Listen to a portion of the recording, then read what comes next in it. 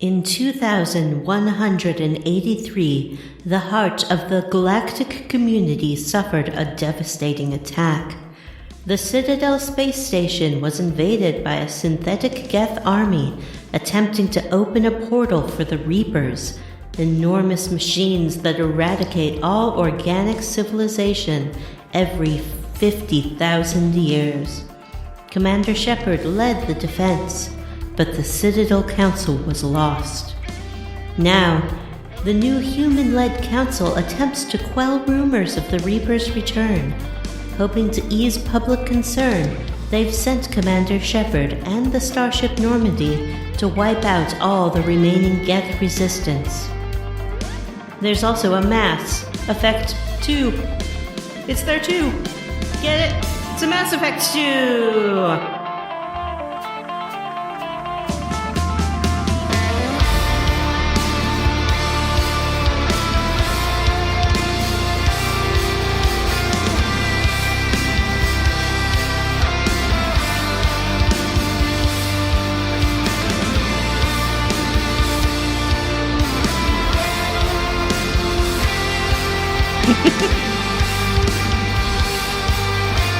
It's a Mass Effect 2. I bet when there's an opening scroll in a game that we play, it makes this first, last time, very easy for you, Vanessa. It sure does, Jim. The only problem is finding the text, because I don't have the game up in front of me at this very moment, of course. But YouTube is very helpful. I just do a little screenshot of what I'm going to say, and I take a shot of it. Perfect. Doesn't it change? I thought you could opt to save the council. You can. So, yeah, that opening text it's not canon, I guess. Is only one canon. That's true. From the default, you definitely get that the council died, right? Yeah, from the default one. But if you import your save, it could be like, the council's great. Everyone's happy. Is that really what it says? No. That's what it says, because I I imported mine. We'll get into it. That's what it says. Hey, everyone. Thank you for joining us. I'm whiffing on the intro. Hey, everyone. Welcome to Square Roots, the classic RPG podcast. My name is Jim Banks. I'm joined by Matthew Van Zandt. Happy New Year! It's 2021! John Bimjanks Brandon. More like 2020 fun. Am I right? And Vanessa. We're going to have lots of it. More like 2020 buns. Honk, honk. And this is a podcast where we play and talk about your favorite classic RPGs like Mass Effect 2. It's BioWary, the most magical month of the year. Bio-January. Everyone loves Bio-January. Bio-January. Bio-January. Yeah, so we're playing Mass Effect 2. This game rules. I played through this game in 3 days. I like it. So it's going to be a short one? What are we playing next? We haven't talked about it, honestly. This is like a 40-hour game, Matt. I'm not racing through it. We got some time. Yeah. We got time. This game so I guess is before one of we talk about our characters... Oh. This game is one of my favorite games of all time. I just wanted to say that. Oh, yeah. I guess, yeah, you know what? Let's get into that, actually. What are our experiences with the game? Vanessa, you've kind of kicked us off already. Sure. My experience with this game is I played it, and it was amazing, and I was like, wow, this is one of the best space operas ever written. It just happens to be in video game form. I sure do heckin' love this game. If I were to make a list of my top 5 favorite games, that game would be on it. It's called Mass Effect 2, Roundly 4. Oh, I guess I'm supposed to talk about playing it. I don't know. I played it. I played it again, and I played it again. And this Did is you play it when it was released? Time. Yeah. Yeah. What did you play it on? Was it only 360? Yeah, I played it on the 360, and I'm playing it on the 360 still. To this day, I play it on the 360. I thought about playing it on the computer so it looked better, but I wanted to import my save game. Did you import a save? Yes. Wow. Not only did I import a save, I imported the save of my character from when we played Mass Effect for the show. What? Yeah. Hopefully we all did that. Of course you did. Hey, Matt. Hey, What's your experience with this game? I played it. I like Mass Effect 2 quite a bit as well, and I did play it and finish it. It's the only Mass Effect game I had finished until we did Mass Effect 1 again. I had played Mass Effect 1, but thought that it was a broken mess, which it was. And Mass Effect's great. I don't know. I did not import my character, unfortunately, because, I don't know, I couldn't. What do you want from me? Shit doesn't work sometimes. Johnny. I played Mass Effect. I bought it the day I came out. I remember. The day you came out? The day you came out? No, the day it came out. Sorry. I remember. Out of the closet. Time to play Mass Effect. This was 2010.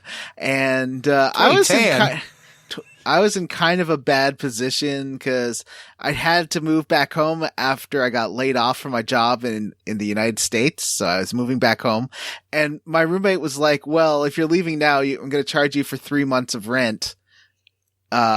So I was like trying to avoid cause I owed him like $3,000. I was like, didn't want him to know I was buying video games. So I had to like make sure my Xbox was offline when I was playing it. It was a whole thing. I did pay him back in the end. Although thinking back now, I probably shouldn't have. You shouldn't have. Yeah, that's very nice of you. If you're getting deported, that's like an act of God beyond your control. Yeah. But, Plus, he's not supposed to charge rent if he can find a tenant to take the space. It's true.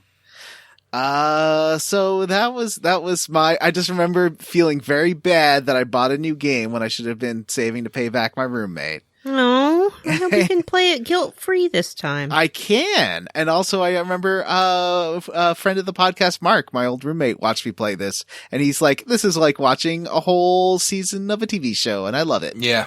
Right? Yeah. It is a lot like a CW sci-fi show. How dare you? Like if CW wanted to do a Star Trek or a Star Wars, you know? Like we want to get in on this sci-fi business. I don't know. I've seen the Supergirl special effects, and this game has better special effects than that. Yeah. This is at least a UPN show.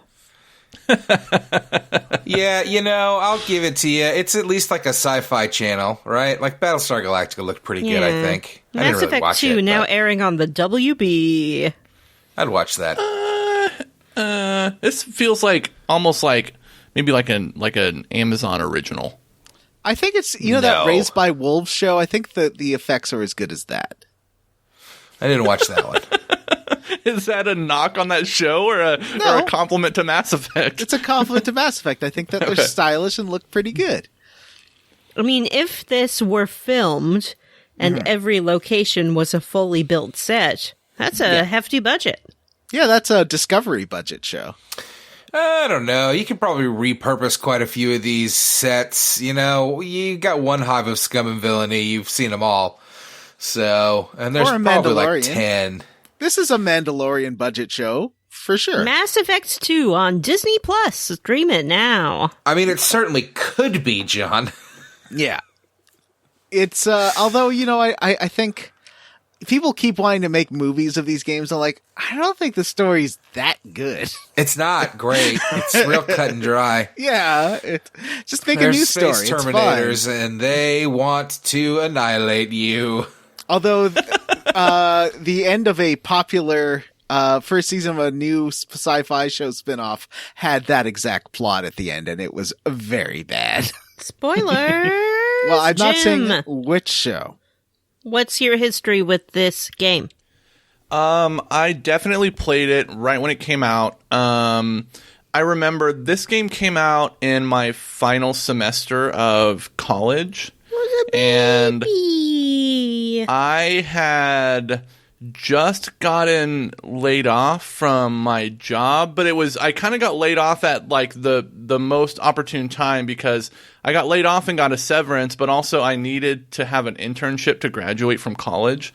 So not having a job freed me up enough time to do the internship, and then I also got to play Mass Effect while being an unpaid intern for 4 months. So it was a win-win. Good semester of college. I like the game. It's one of my favorites. I hadn't actually played all the way through it since it came out until a couple weeks ago, and boy, do I like this game. What a coincidence that we're playing it for the show now, and you played it all the way through a couple weeks ago. I know, right? It's I never played Mass Effect 3. I remember buying it day one and like starting it and being like, maybe I don't need to play this, and just never picking it up. I never played Andromeda. Is this is the highlight of the Mass Effect series? Yeah, right? for sure. Yeah.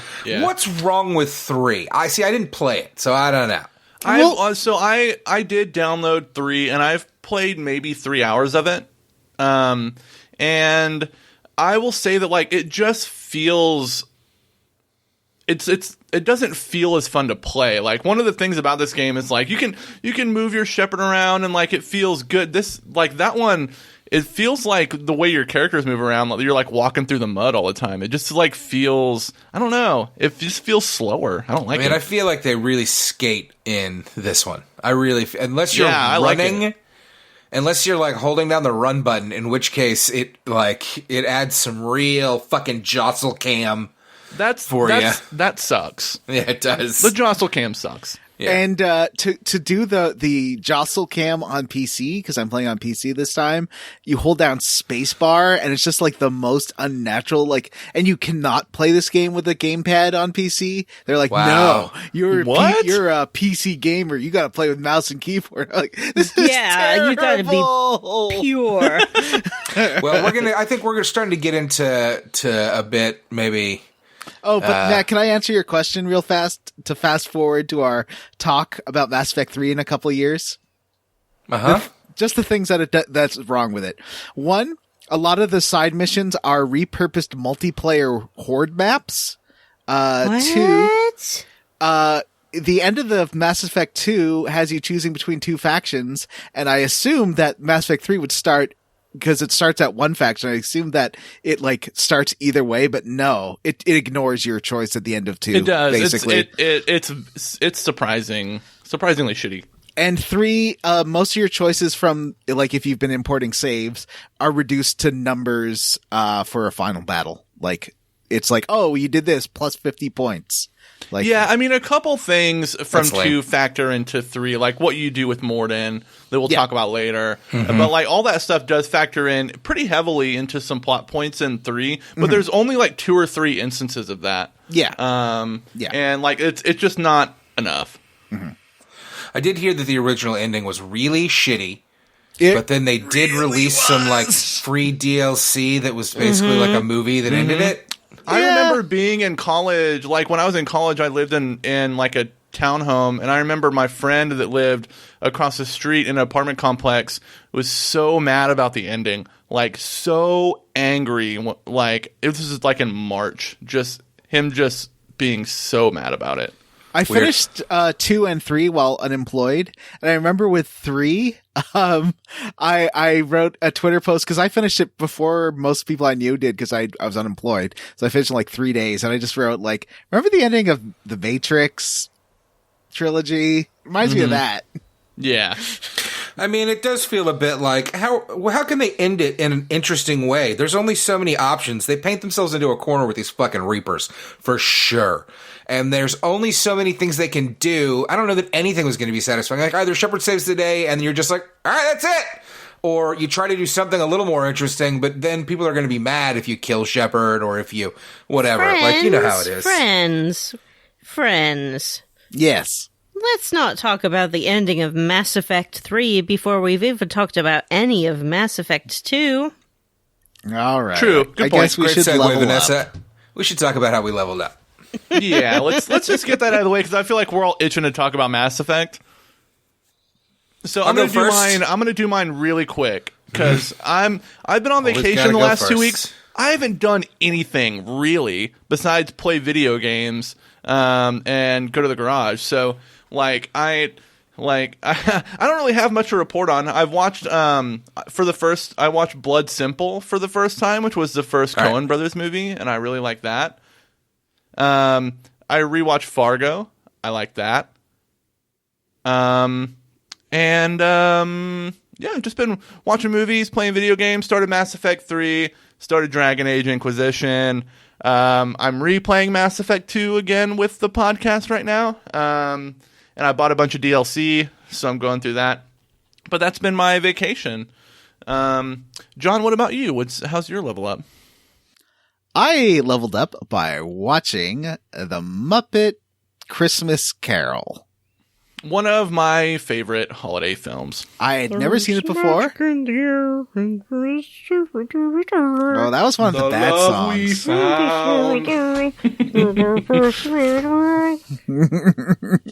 Just one more day till Christmas. So there's two things I didn't realize. There's only one more sleep till Christmas. Oh, that song was bad. One was that it... I didn't realize it would stick that close to the dialogue from the original novel.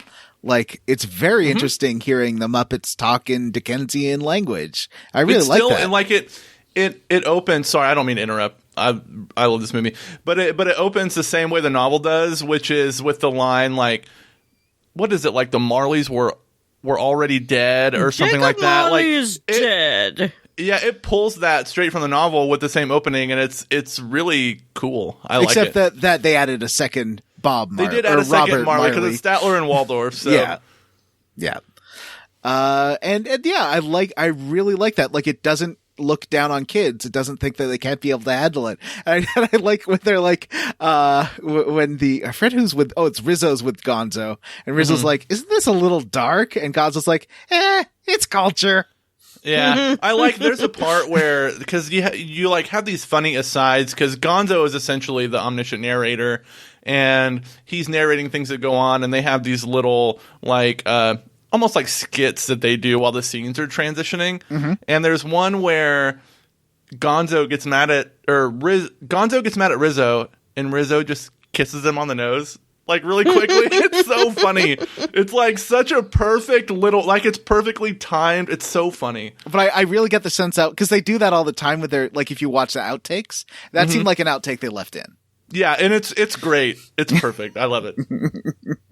And the other thing I didn't realize is how much of a musical it is, because while there's always songs in Muppet movies, this one kind of stops and has productions, while a lot of times they're sort of, They are less like musical numbers in the Muppets. It's more like songs that happen sort of as things go on. My one downside about I think this adaptation, it's a lot better than I thought it would be. But maybe not my favorite Muppet songs, which is. Yeah, this one. So like I like this movie and I really love the song at the end, but apparently there's a big, like there's a scene in the movie that they cut that has a different version of like same melody but different lyrics that shows like Scrooge as a young man being broken up with, and when you add that back into the movie, it makes it a lot better, I think. Well, you see, the version I saw had him being broken up with by his girlfriend, but like all she does is say like, we used to love each other. Right, yes. And then, and you're like just kind of left to imply, like you just kind of have to infer everything else. But apparently there's a whole scene and a whole musical number there that they just cut because Jeffrey Katzenberg said that children were being too fidgety during the screening and they didn't get it. So like, Brian, Henson cut it. Oh, okay. Huh. But it's really good. Okay. All right. Who needs to level up? Vanessa, how did you level up? Well, yeah, I got too much ham. It's like 5 pounds of ham, and there's only so much ham one person can eat, even though obviously I'm sharing my ham with the rest of my household, but there's only so much ham a household can eat. So I've been eating lots of ham, ham soup, straight ham sandwiches. Just a couple fingers of ham. Yeah, I made a cheese plate. I actually went to go use some of this ham, and Vanessa's like, it's not your ham. And she just closed the fridge on me. Yeah, no, the ham is for me and the people I choose to share my ham with, which is mostly my cat. Yeah, and Matt can have all the ham he wants. I made a cheese plate, and I diced ham and just put it with the cheese and was like, here's also some ham. But the best thing I made with my ham was I made a ham, egg, and green bean scramble. And I scrambled that sounds up. Great. It was good, but what was even better was that evening I had leftover scramble because I made too much scramble because I was trying to eat all the ham. So I took the leftover scramble, I put it on a tortilla with some cheese, and I heated it up and folded it up into a delicious burrito. It was wonderful. So that's how I leveled up. I got too much ham. Ham. There's still a lot of ham. I might freeze some of it, but if I do, I'm never going to use it. It's like one of those things are oh, I could freeze this ham, and then I'll run out of room in my freezer, and I'll be like, time to throw out this frozen ham. Ham. Vanessa, I'd eat some of this ham. So that's how I leveled up. I got too much ham. John? Matt? It's How me. did you level up? I did a level up. I watched 2 great movies. The first movie I watched is one that was already talked about on the show, and I don't have much to add other than to say that Bill and Ted Face the Music is fantastic, and I loved it. And it's a tight 92 minutes. And the movie has a gimmick of a ticking clock, which seems to be the timer of the movie, which is pretty great. I was they'd be 12 minutes left, and I'd be oh, good. That sounds about right. I got about 12 minutes of this left in me. Yeah, it's pretty great. It's good. The movie is it's hard not to just be happy after watching that movie. It's such a shot of happiness in the arm. I love it. It's very sweet. And I watched another great movie that you may all be familiar with, but probably not. The movie is called Money Plane. Ooh, I do know of this movie. I've never seen Money Plane. It came out this Is that year. a Wahlberg? No, it is a fucking... what's their names? Hang on. I want to make sure before I say it. Is it Russo? I've Joey seen the Russo? poster Oh, the for Russo brothers. It is... No. No, it's Rene Russo. It is... Is it? Joey Lawrence and his brother. And his brother, director and star Andrew Lawrence, and his other brother, whatever his fucking name is, Lawrence. Baby Lawrence. Hang on. Y'all remember when they had this TV show? His name's probably fucking Tucker or some shit. Hunter Lawrence. Andrew Lawrence, Joey Lawrence, and Matthew Lawrence. Andrew Lawrence directed the movie. Joey and Matthew and Andrew are all in it as actors as well. But it stars WWE superstar Adam Copeland, a.k.a. the rated R superstar, The Edge. This sounds amazing, actually. It also stars Kelsey Grammer, Thomas Jane, Denise Richards with maybe one line. Wow. Isn't Kelsey Grammer's name Mr. Grumple The or something? Rumble, but his name is Grouch or something like that. Something Grouch. It is this bizarre, action movie, but without, a budget at all. They very clearly rented a warehouse. The premise of the movie is Kelsey, The Edge, whatever is Adam Copeland and his crew are stealing a painting for Kelsey Grammer. It's gone, but when they get there, Kelsey Grammer blames them and forces them into a more dangerous mission to rob the Money Plane. The Money Plane is a flying casino, basically, that avoids all laws by doing everything on international airspace. It's piloted by McCavity. It is this bizarre, low-budget production where everything seemed to be filmed in the same location. The plane is very much just like a hallway with some curtains up. It's crazy. There's no locations. It doesn't do anything you would think a movie involving a money plane would do. It is dirt cheap. The action is okay, but not amazing, like a John Wick or something. And it's it's amazing. It's the best movie I've seen this year. Sounds very special. You can't keep scrolling. The thing is, Oh, sorry. is that- That's probably going to bother you guys. the thing is that it is like weirdly charming and funny and like kind of never bad. Always like really shitty looking and like cheap, but never like awful where you're like, oof. It's just kind of constantly like bizarre and funny and weird. And I loved it. And everybody should go see Money Plane. Now, I wasn't interested, but now that I know that it's like essentially the Lawrence brothers being like, let's make a movie. Yeah. I am Joey Lawrence very plays like interested. the concierge on the Money Plane. One of his brothers plays one of Adam Copeland's crew, and his other brother plays like a crazy, drunken, gambling cowboy. And the movie is just insane. It constantly took like left turns that I didn't expect, but never in like a crazy action movie way where you would be like, now they're fighting on the wing of the plane. It would just be like, now somebody's doing something insane. And nothing makes any sense. And there's double crosses, and it has one of those plots where really nothing goes particularly wrong and everything just kind of works out for everybody. But I really enjoyed it. I was blown away Matt? by how not bad it Matt? was. Matt, Yes? if I want to watch Money Plane, how can I watch it? I think we rented it on Amazon Prime. I don't think it's on Netflix or anything. I rented it when I saw it when it was in like Amazon's rental flash sales for $1. So, Oh, nice. dollar well spent.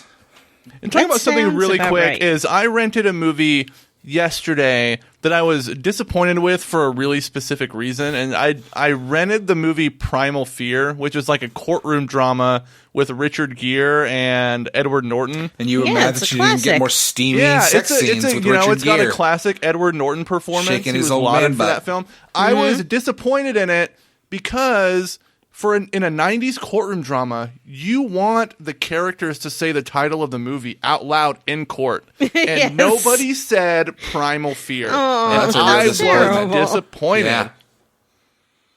My was a favorite bummer. movie of that genre is Runaway Jury, starring John Cusack. I definitely saw that movie in theaters because in the small town I grew up in, the library was full of what I would call airport books. Mm-hmm. And one of those airport books was Runaway Jury by John Grisham. That's funny.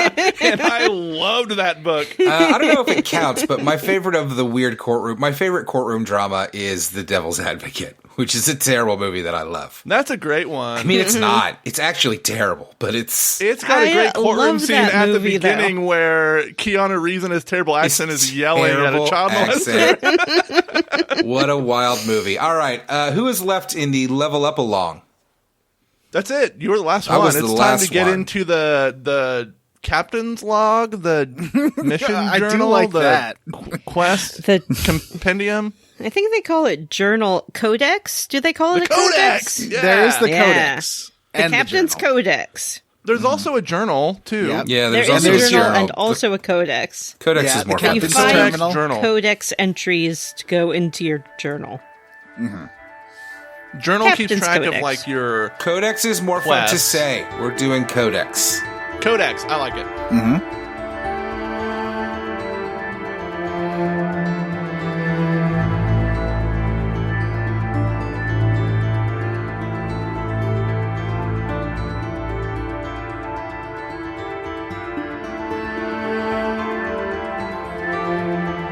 All right, who wants to kick us off? Hey, here? There is a what cold we should talk open. about, before we talk about the plot of the game, we should talk about our character generation and our classes and stuff. Now, Vanessa, a great idea. I feel like should start us off because she's just carrying her character over. So, I am.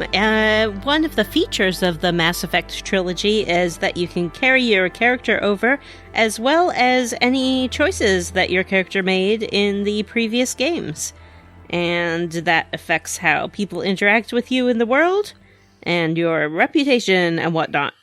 So I did import my Shepherd.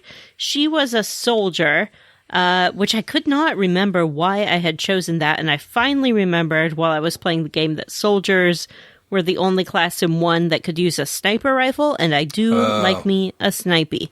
However, I have upgraded her to a sentinel, which allows her to use limited bionic abilities and sort of a all-around, everyday Joe kind of character. It's a little bit of everything. like a defense, right? Like that's a tank, I think. Yeah, it's like sort of, she can just do a little bit of everything. Mm-hmm. Like she uses pistols, she has tech armor that she can activate, and she can use bionic throw and some other things. And because I imported, I started out with some extra experience points and a lot of money and supplies, and I also got to choose one extra power, so I chose Barrier. Nice. Why did you not choose Infiltrator, the sniper class? I didn't choose Infiltrator because you had texted me and been like, oh, I thought you'd choose Infiltrator, and I was feeling contrary. No, the real answer is because I wanted to use Bionics. Yeah, I was kind of feeling the same. I wanted to use Bionics. I feel like Bionics is sort of one of the unique features of this game, and it's a shame not to use them. I did some reading a bit before I chose my class, and a lot of people said that the Bionics focused stuff was kind of the more fun stuff, and like Soldier was kind of more just a shooter. Makes it more of just a shooter, which I think is how I played it the first time. Mm-hmm. So, all right. Well, Jim, what about you? Tell us about. Wait, what are the names of our characters? I imported my Mass Effect 1 character. Vanessa, what's your character's name? Her name is Kimothy. Oh, sorry, Vanessa. Go ahead. What's your character's name? My character's name is Eden, which is the name I chose last time. I do not remember why. I do know that Eden Prime, the planet, plays a large part in the game. Maybe that was it. I thought it was funny to have a character named Eden, and they're like, you have to go to Eden Prime. And I'm like, ha ha ha ha. So that's what I did. How about you, Matt? What's your character name? No, Jim. Okay. My character's name is Kimothy Shepard, and I'm playing a female. I imported my character from Mass Effect 1, but I totally revamped her appearance. I turned her into as close to a monster as I possibly could. Every feature that you could make pronounced, like, off the face, I did. So you did a real Monster the Factory? brows are jutting, the nose comes out, the lips and the chin both turn up into the mouth. We need you to send us a picture of this. Yeah. I think I did. And I made her skin almost totally white, as pale as it could go. I made her lips black. I gave her no eyebrows. She looks incredible. And so, as Vanessa said, you can when you import your character, you get some bonuses. When you beat Mass Effect 2 and then start a new game and choose to use that same character, you get even more bonuses. So you start out, I think when you import your character, you start out with, by default, like an extra 100,000 credits. And a bunch of experience. When you essentially do a new game plus with your Shepard that you beat Mass Effect 2 with, you get 200,000 credits and you get a bonus 25% experience to everything. Wow. So it's really cool, and I like my Shepard. I'm playing as a soldier, so it is kind of shootery, but I always do load up my party with biotics, and then I just command them to do pull and incinerate and all that cool stuff that they can do, and it's really fun. John, what about you? So I decided to get Jim's help to recreate Bim Jenks, because he felt that Bim Jenks looked like the guy from Punisher last time. So I decided to make... And I was moving over to the PC. Other guy. What's the other guy's name? Rosenthal or... John Bernthal. So I did start a new game on PC this time. And we created Bim Jenks together, who is like the evil version of Jim Banks. He does have a pencil thin mustache, but otherwise and a 1990s George Clooney haircut. I would say otherwise he's identical to Jim. Mm-hmm. Mm-hmm. He's identical to me if I if I was able to quantum leap into the body of Robert Zadar. He looks like Robert Zadar, like famed B-movie villain Robert Zadar. And also, like, they didn't do a great job recreating his face. Like, maybe someone sneezed during the reconstruction process.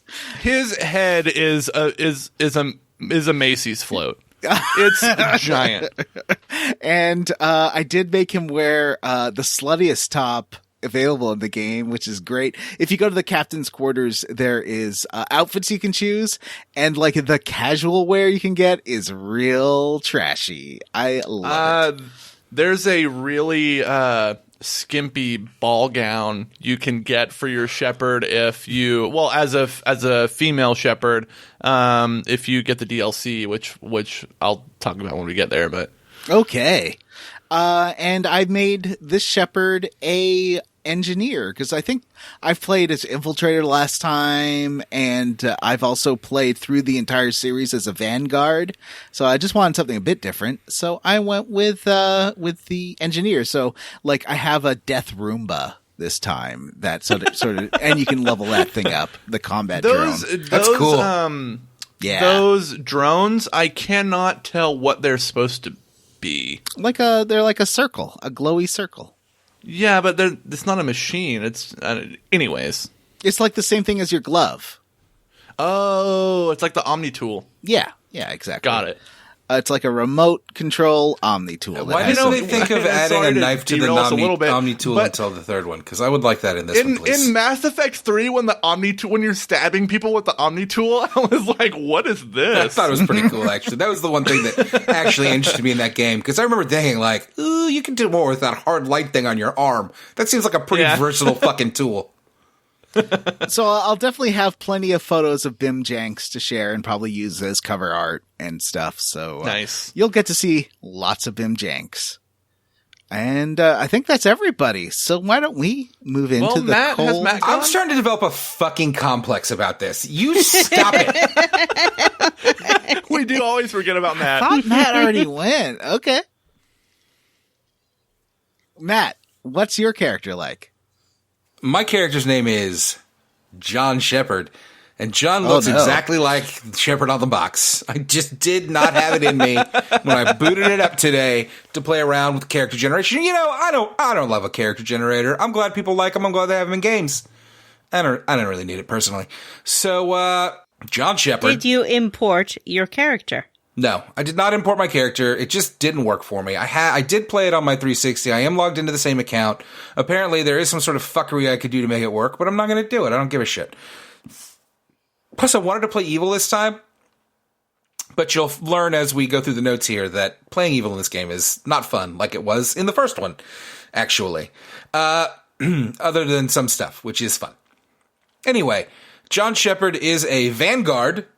And I'm excited to hear that Johnny Brandon knows about playing Vanguards, because maybe I could use some tips, because it's kind of tough, actually. But I did start to get the hang of it towards the end of this, and teleporting across an entire room to blast a pool of enemies and then ripping through them with the shotgun and shit is pretty goddamn entertaining. I have to admit, it's not bad. So, and that is, I did do some reading into it, and people said it was not something to play on your first playthrough, which this is not my first playthrough. And then it is a little more difficult, but then it is more fun and rewarding. So I thought I'd give that a try. Yeah, I think you get a charge move that does damage when you like steamroll through people. Yep. Yeah, you get a teleport that like you charge across the room and explode everybody around you, and I'm beefing that up. And then you can... I also have been utilizing the game has a right and left bumper command where you hold it down to access a weapon or like a powers menu, and you can manipulate the camera while you're in that menu. So you can do a charge and then hold down the button and everything freezes, and you can line up your next shot with your shotgun so it's right in somebody's face. Makes it really a lot easier when you do it like that. It's got a fast recharge too. But I don't have much health. That's my problem, is that I seem to immediately get just blown to shreds. Anyway, so yeah, and I got a power called Reeve, which is just basically like a fuck you, this hurts power. It hurts shields, it hurts organics, it hurts mechanoids or whatever they're called. It's pretty dope. So, Robots. So yeah, those are our characters. All right, I'll start us off here. The game opens with a cold open, which is this the first game that we've played that just straight up has a cold open?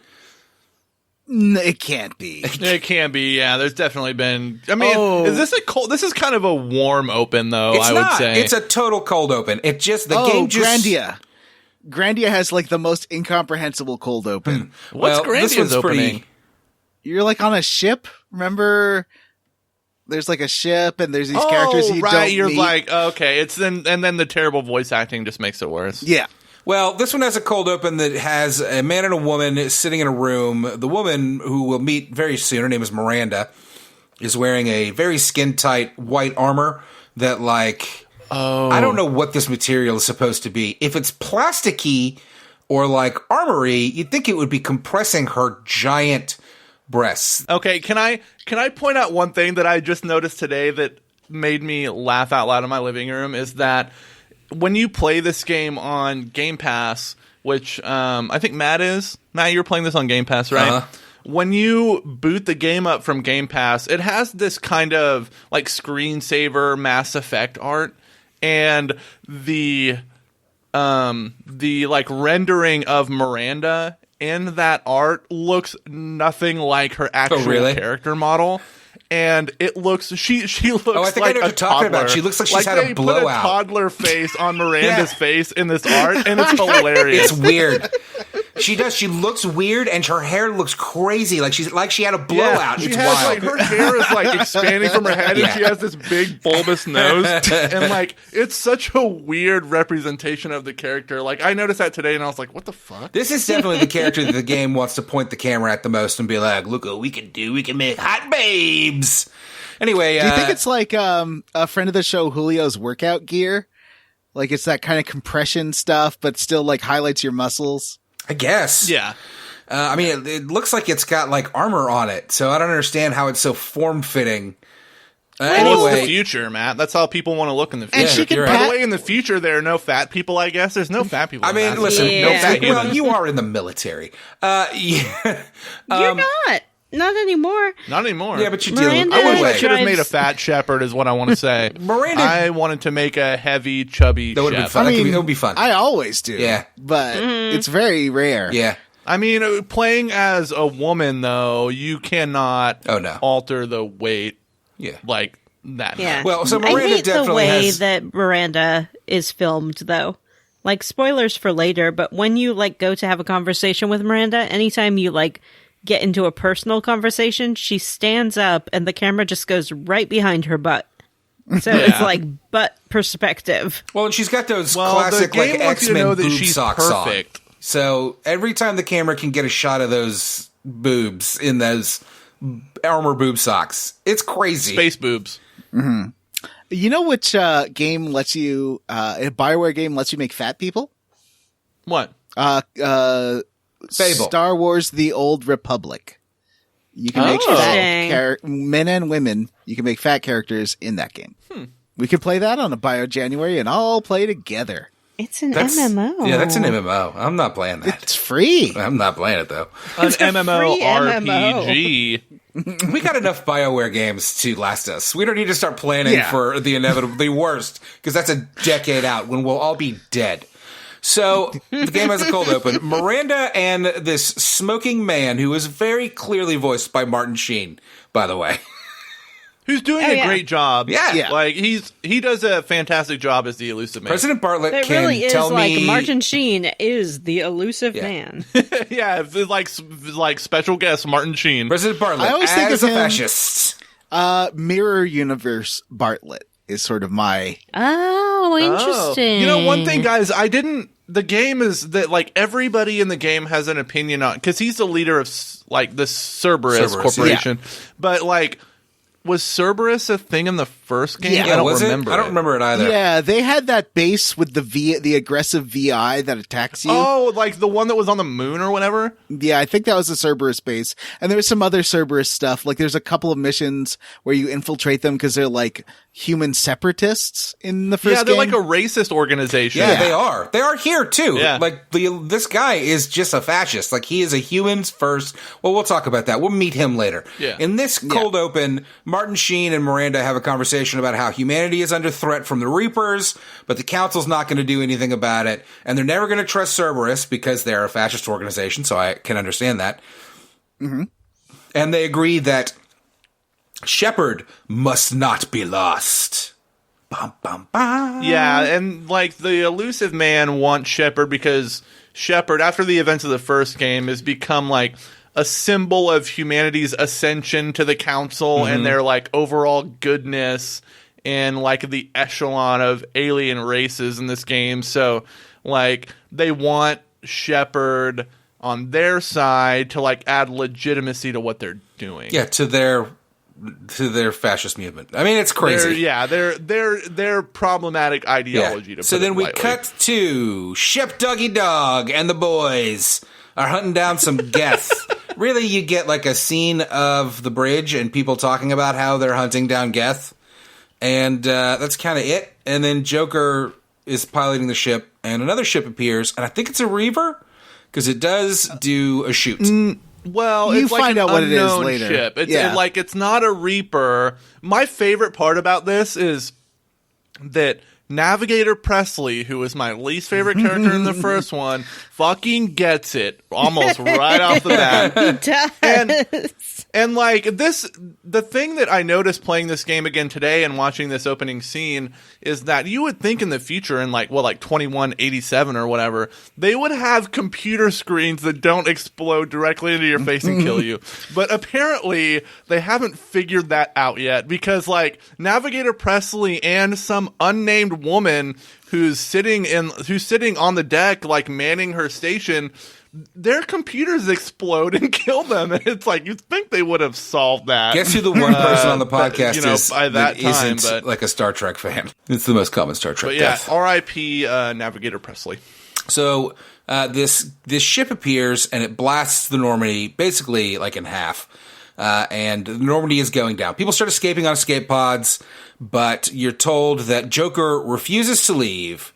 And now you get to take over as Shepard. And Which, like, I mean, because he's responsible for your death. Like, if he would have evacuated on orders with the other crew, you probably could have lived, but because Joker stayed behind, your character dies. yeah, you're sent to save Joker, and this involves nothing. Like, you don't do any combat. You just kind of walk through the ship as there's like a hole It's in kind it. of frustrating. It's kinda neat. Like It's when you slow. have to do the slow spacewalk. I have a question. Sure. Who sent you to save Joker? For me, it was Liara. I don't know who it was for me. I thought it was just like a random crewmate. I think it was Ashley for me. Ew, you kept Ashley alive? Gross. Well, They didn't because import it's his the save. default save. Yeah, I have Ashley alive. Ashley is alive that's in weird my that that's version the as well. default, because Caden, he's a character in this, a big asshole in this game, but like in the third one, he's such a prominent character in the little bit that I've played. It's weird. Oh, really? For It's weird me, that he's- it was Caden who told me to go save Joker. Is that who you romanced? I feel like it defaults to the person you romanced. It is who I romanced. Oh, see, I romanced Liara, and man, this game really does pay off in the romance department. Like, who you romance in Mass Effect 1, you have some great interactions with those people in Mass Effect 2. So, Joker refuses to leave. You head through the ship to collect him from the bridge. And as you get to him, the ship does turn around for another pass, and it does blow more of a big hole. I guess now it cuts the Normandy straight up in half, and Shepard What's is... the Star Trek movie where like the big sausage comes to kill the whales or some shit? Star Trek 4. Star Trek 4. Search It looks for like the the show whales? from Star Trek 4, right? I haven't Normandy? seen that in 15 years or No, something. the alien ship. It's been a long time. Shouldn't Yeah, have it left you. looked like a big, like, I don't know what to call it. It looked like a big rock with like a metal circle around it. So Shepard does get sucked out of the ship and is sent spiraling into space, and then appears to get caught in the orbit of a nearby planet, and does seem to get fucking vaporized. This is a really cool scene, though, because it has great music playing over the scene where, Shepard gets caught in the orbit. And also later when the characters reference it, and they don't reference like it happening to you directly, but they reference the act of it, and they call it being spaced. Yeah. And is that a common thing in science fiction? Oh, yeah. Yeah, for sure. Like people getting and they call it space. Uh-huh. Yeah. That's super cool. That's a good term. Jim, you need to watch the show The Expanse.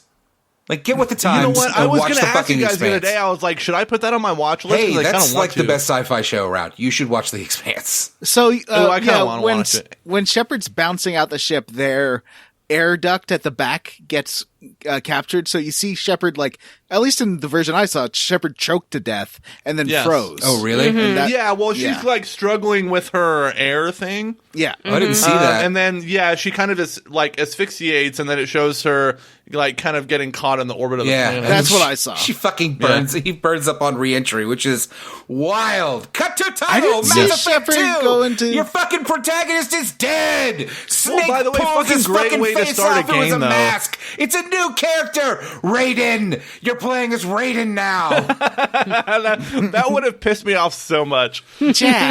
Jack. I fucking love Raiden. I want to play that game again. So, no, unfortunately, there are some voices. You hear someone say that they recovered Shepard and that the Lazarus Project is moving ahead.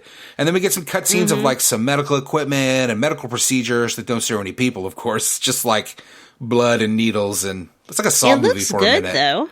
Oh man, this is the best rendered cutscene in the game. It is. It's just some medical equipment by a good mile. Yeah, it's a weird thing to say. It looks good. No, it's like things injecting into cells and the heart, getting red and puffy again. And it shows all the cybernetics being grafted to Shepard's spine, which is cool. It's very well done, but it jerks to a stop because it transitions into a hard loading screen, and it's kind of jarring in that way. But that transitions into. I think does it transition into part of the not part of the character creation, does it? No, it transitions into a cutscene where you see where you wake up. You wake up for a minute. You see, I just hit my stupid mic thing. You wake up and you see Miranda, and once again the camera. It's like Miranda positions her chest right in front of sleeping Shepard's eyes, so that when he wakes up, I'm telling you, I'm not trying to be gross.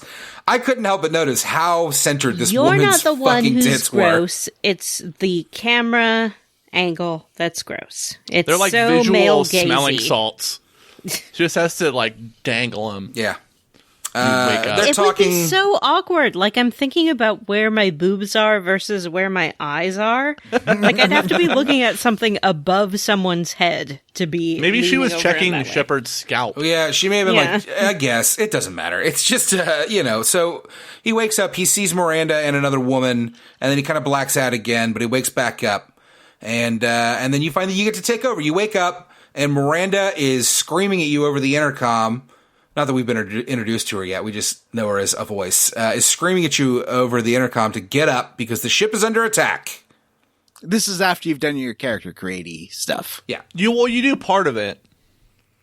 I think this is where you finalize. I think before you start here, you do pick your loadout, your classes and stuff. Yeah. And your face. It's this is where your I wasn't face. sure if I could, and I just played this today. I don't know why I don't remember, but there's part of it that happens on the spaceship ride out of here, right? They're quizzing you about stuff. Well, that's when they're quizzing you about what happened in the last game and stuff like that. Yeah. Does that have any effect on anything? Or If you're picking it up like I am, then because you're telling it what you did in the last game, so that it'll know. Gotcha. And I think it's also for people who didn't play Mass Effect 1. It's a bit of a refresher. Yeah. Oh, gotcha. Okay, that makes sense. So apparently, this is I I don't know. This, like, playing this game twice in such a short amount of time, like, this whole opening where Shepard is forced to wake up and grab a gun, and the reasons that you find out for it are kind of silly. Yeah. But, like, Shepard wakes up and it's like, okay, we're under attack. You need to get a gun. You find a pistol in a locker. There's no ammo. This is where the game teaches you about, like, the cover mechanics, about how the thermal clips work, which is a very cool ammo system, I think. And this was also the same year as another EA game with the same opening called Dead Space 2. Dead Space 2 has a similar... It's kind of the same, actually, now that you say that. Yeah. It's basically the same. Yeah, that's true. By the way, Dead Space 2, one of my favorite games, but... so this is where it introduces you to, like, the cover mechanics and the shooting and the reloading with the thermal clips. So you have to... They're apparently, like, the mechs that are stationed on this... in this lab with the crew have turned against everyone and they're murdering everyone. Mm-hmm. So you have to, like, make your way to Miranda where there's a shuttle. There's a lot that happens on the there. way. So you make a friend named Jacob, and he's on the way you meet Jacob. Yeah, by the way, I think Jacob, he's kind of like, compared to, like, the other characters, he's kind of like nothing. But, like, he's I'm just like. But, like, I think he's an underrated character, is what I was going to say. Well, he has hands down the funniest loyalty mission. Cool alien, so. Yeah, he's not a cool alien. He kind of so, takes like, the place of Caden to be, like, generic guy. Yeah, just and, like, he is kind of, out. like, generic military guy, but he's still a very well-written character. And, like... He's he becomes very important later in the game. Too, if you know what I mean. The camera also swings around behind Jacob sometimes, and I don't mind that one at all. Every human in this game, even the, like, mechanics that you run into at some of these settlements you go to, are all jacked. They all have 0% body fat, and they're all, like, veiny and rippling. I think that's good to know about the future. Like, I can't wait until they figure out what that shot is that makes it so that your metabolism is amazing and you're always the worst of this is in I know this episode's not about Mass Effect 3, but in Mass Effect 3, one of the default party members you get in the first, like, hour is this fucking jacked generic white dude. The most muscular man I've ever seen in a video game, maybe, that's trying to pretend to be normal, and he's not an enemy trying to kill you. His name is James, and he looks like Hulk Hogan. Oh, he's not the Freddie Prinze Jr. guy? That is a Freddie Prinze Jr. guy. Oh, okay, I like him. He's huge, though. His lats he could kill you with his glutes, dude. Right. Yeah, well, but I mean, like, that's his thing. Well, we'll talk about that when we play Mass Effect 3. Yeah. But there's a teenager that you meet in a cutscene here who's also got the jacked body, and he does not look like a teenager, but they're like, look at this child. Hey, I'm How old are you, son? You still got baby fat all over you. So you can, at this point, when you meet Jacob, you can question him and start to ask him about, like, Project Lazarus and Cerebus and who are you, and he won't give you a lot of answers, but he'll talk to you a little bit. But he says that we got to get to the escape shuttles, and we do. And along the way, we run into Wilson, who's another jacked. He reminds me of the guy from The Matrix, from the first movie that betrayed them, but, like, jacked. Oh, you mean Joe Pantoliano? Yeah, Jan Pantoliano. Yeah, Joey Pants. He also reminded me in that way where, like, the minute he was on screen, I was like, "Ooh, that guy's a bad guy." Like, I don't trust you or anything you have to say. Doesn't he just get killed? Guy. Is he? Well, he does try to convince you that Miranda must either be dead or be the traitor that allowed people in. Right. Kablam. Right in the noggin. Well, so I mean, we're not there yet. So. Well, let's talk about Jacob for a second, because I remember in 2010, this was the best looking game I'd ever seen. Like, this was like 10 years ago, the best graphics. The first time I talked to Miranda, she looked at the, like in the game, she looked at the camera and her eyelids, the polygons were like rendering and unrendering. And so she had crazy googly eyes. And it was incredible. Go on about how this is the best looking game you've ever seen, though. Anyway, Dragon Quest looks terrible. No, what was he talking about yesterday, Vanessa, that you were cracking on him about? this is 10 years ago, Johnny, when I was 15. And I was like, wow, this game looks incredible. Jacob's, like the detail on Jacob and Miranda's face, like Jacob's skin texture is so good. And it like, Jacob has like some beard acne going on, like Yeah. under where his beard is. He some does, acne. yeah. There's like texture to his face. Yeah, they that, do like, look pretty good, honestly. Even for 10 years old, like I mean, it's like there's problems, there's pop-ins and weird shit, and it's obviously it's 10 years old. It doesn't look that good, but like it doesn't look bad. They look like people. yeah. Have This you was guys 10 run years into any ago. T It poses looked really yet? good. I have not. I saw a T pose today What? that I wish I would have screen capped that I'll talk about in a minute. But What's a T-pose? there are some T poses in this game. What? You know, like and they are someone funny. who loads and they're just like in the T position. Their arms they're straight like out. feet are together and their arms are spread out. I don't and know they're if it just was like floating. this one or 3, but and there's a lot of it's amazing. There's a lot of stuff on the internet of Mass Effect characters looking like Beetlejuice ghosts with their eyes bugged. Oh, 10 I think feet that's out and- Andromeda. That is Andromeda. Yeah, where they don't like have their face all the way rendered.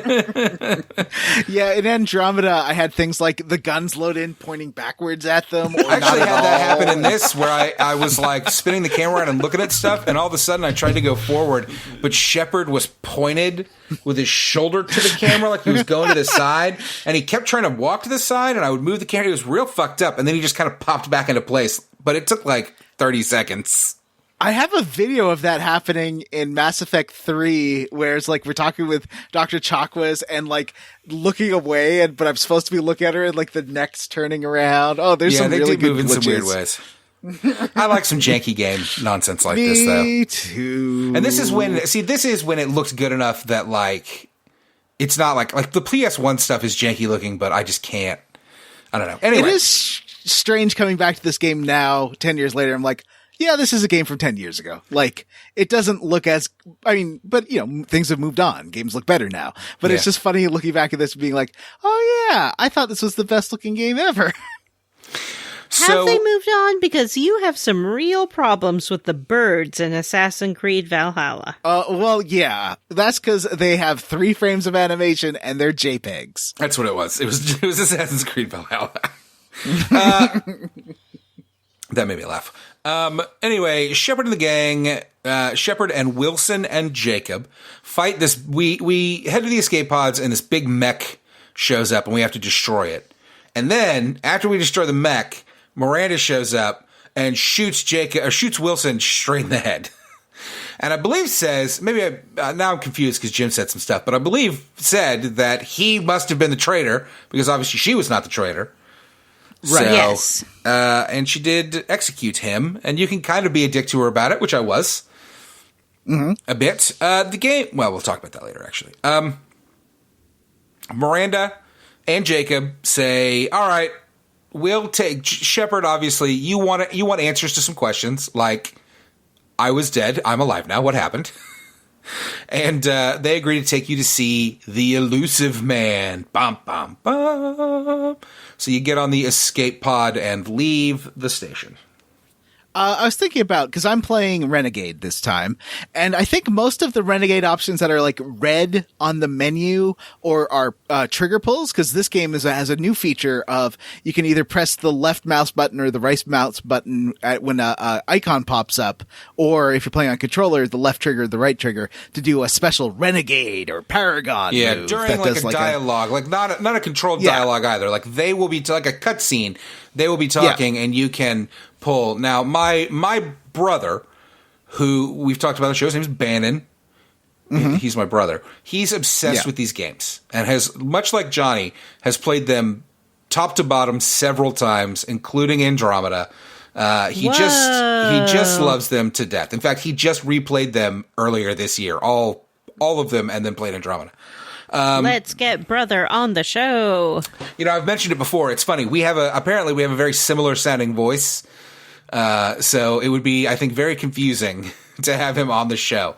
Like I met his current girlfriend, let's say, not too long ago, and she spent the night. It was a while ago actually, but she spent the night kind of freaked out because we sound so much alike. So it's funny. I don't know why that is either, because we don't look alike. I don't look like my brother Nick, but I sound a lot like my brother Nick. Yeah. For sure. Anyway. So where's that? Oh, I was going somewhere with it.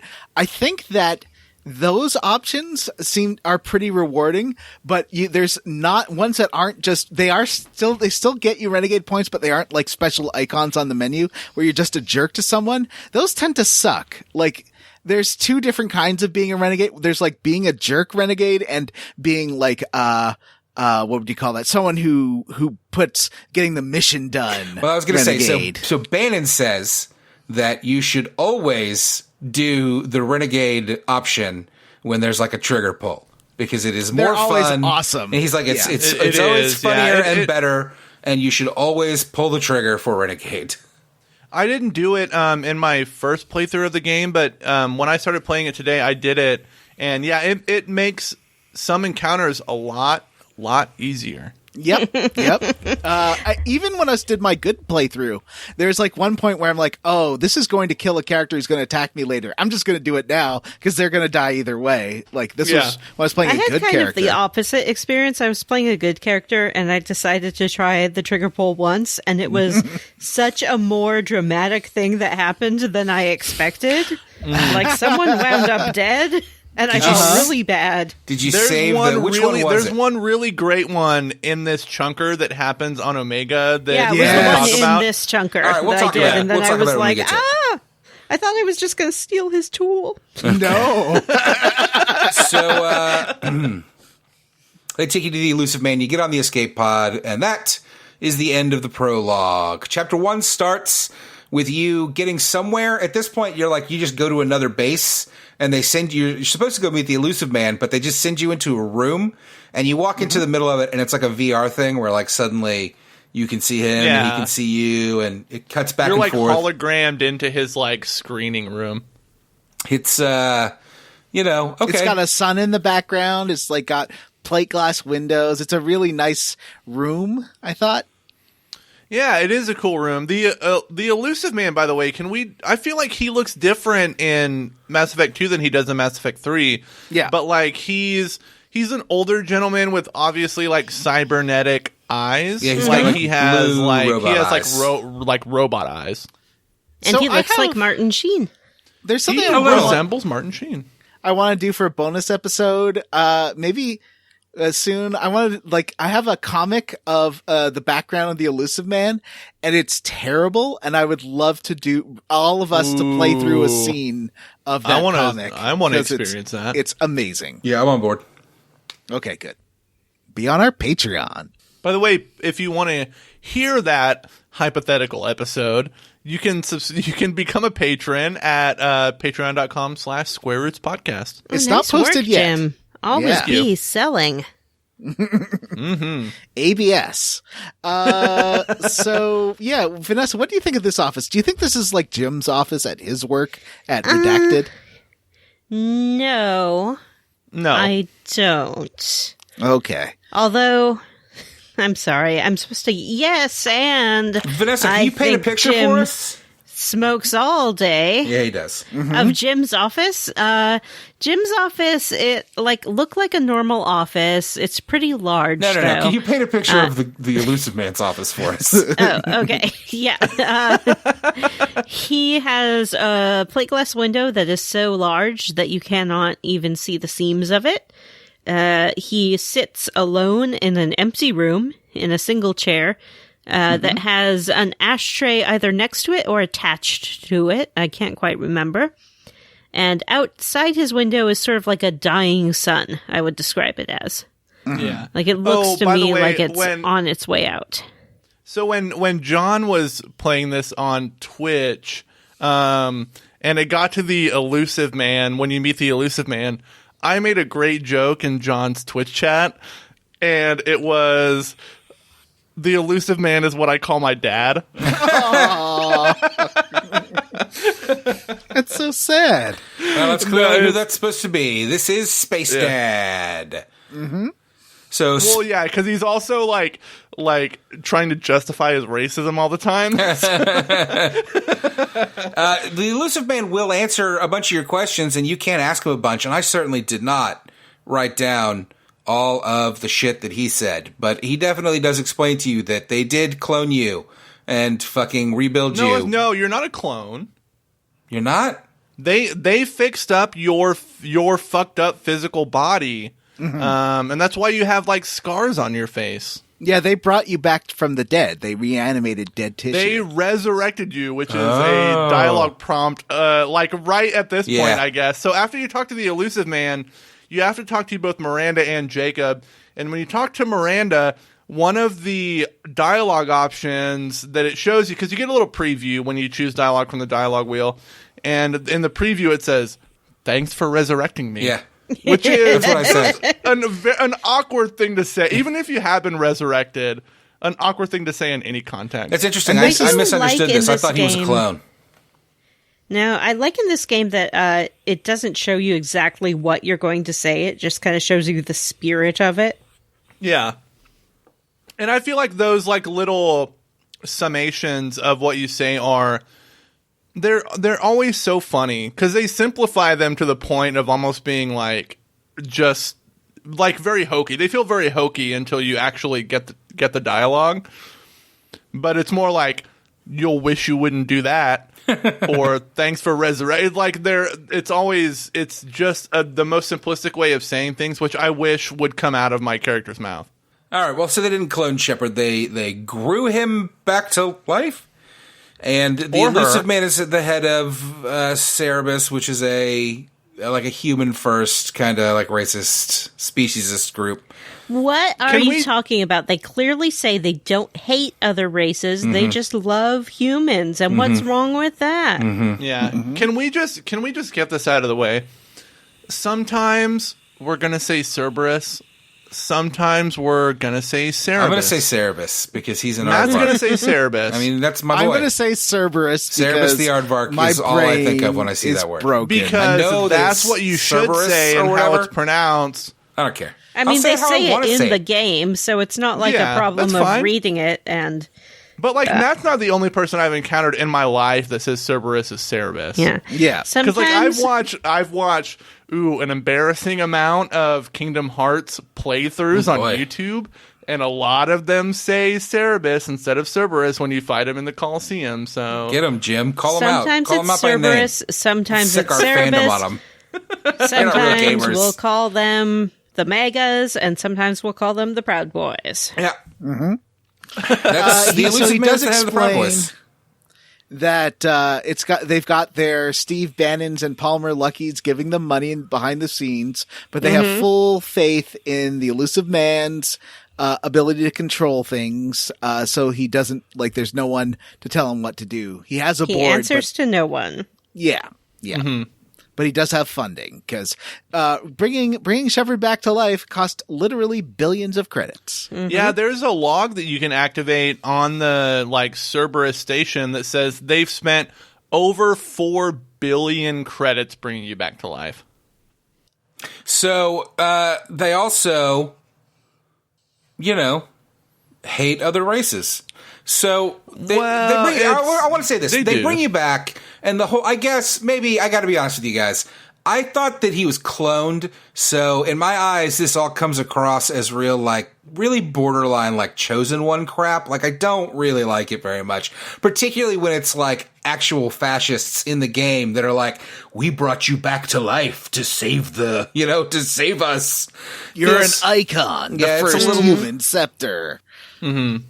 Or whatever. No, the they Spectre. make clear the elusive man wants Shepard as Shepard was, unchanged. Well, the elusive man, his whole thing is that he wants a figure for humanity to rally around for his cause. Yeah. But he also wants somebody who has experience with the Reapers and who also is capable of carrying this mission out. Yeah, because that's his So big concern. resurrecting Shepard is kind of it's kind of the best case scenario for him.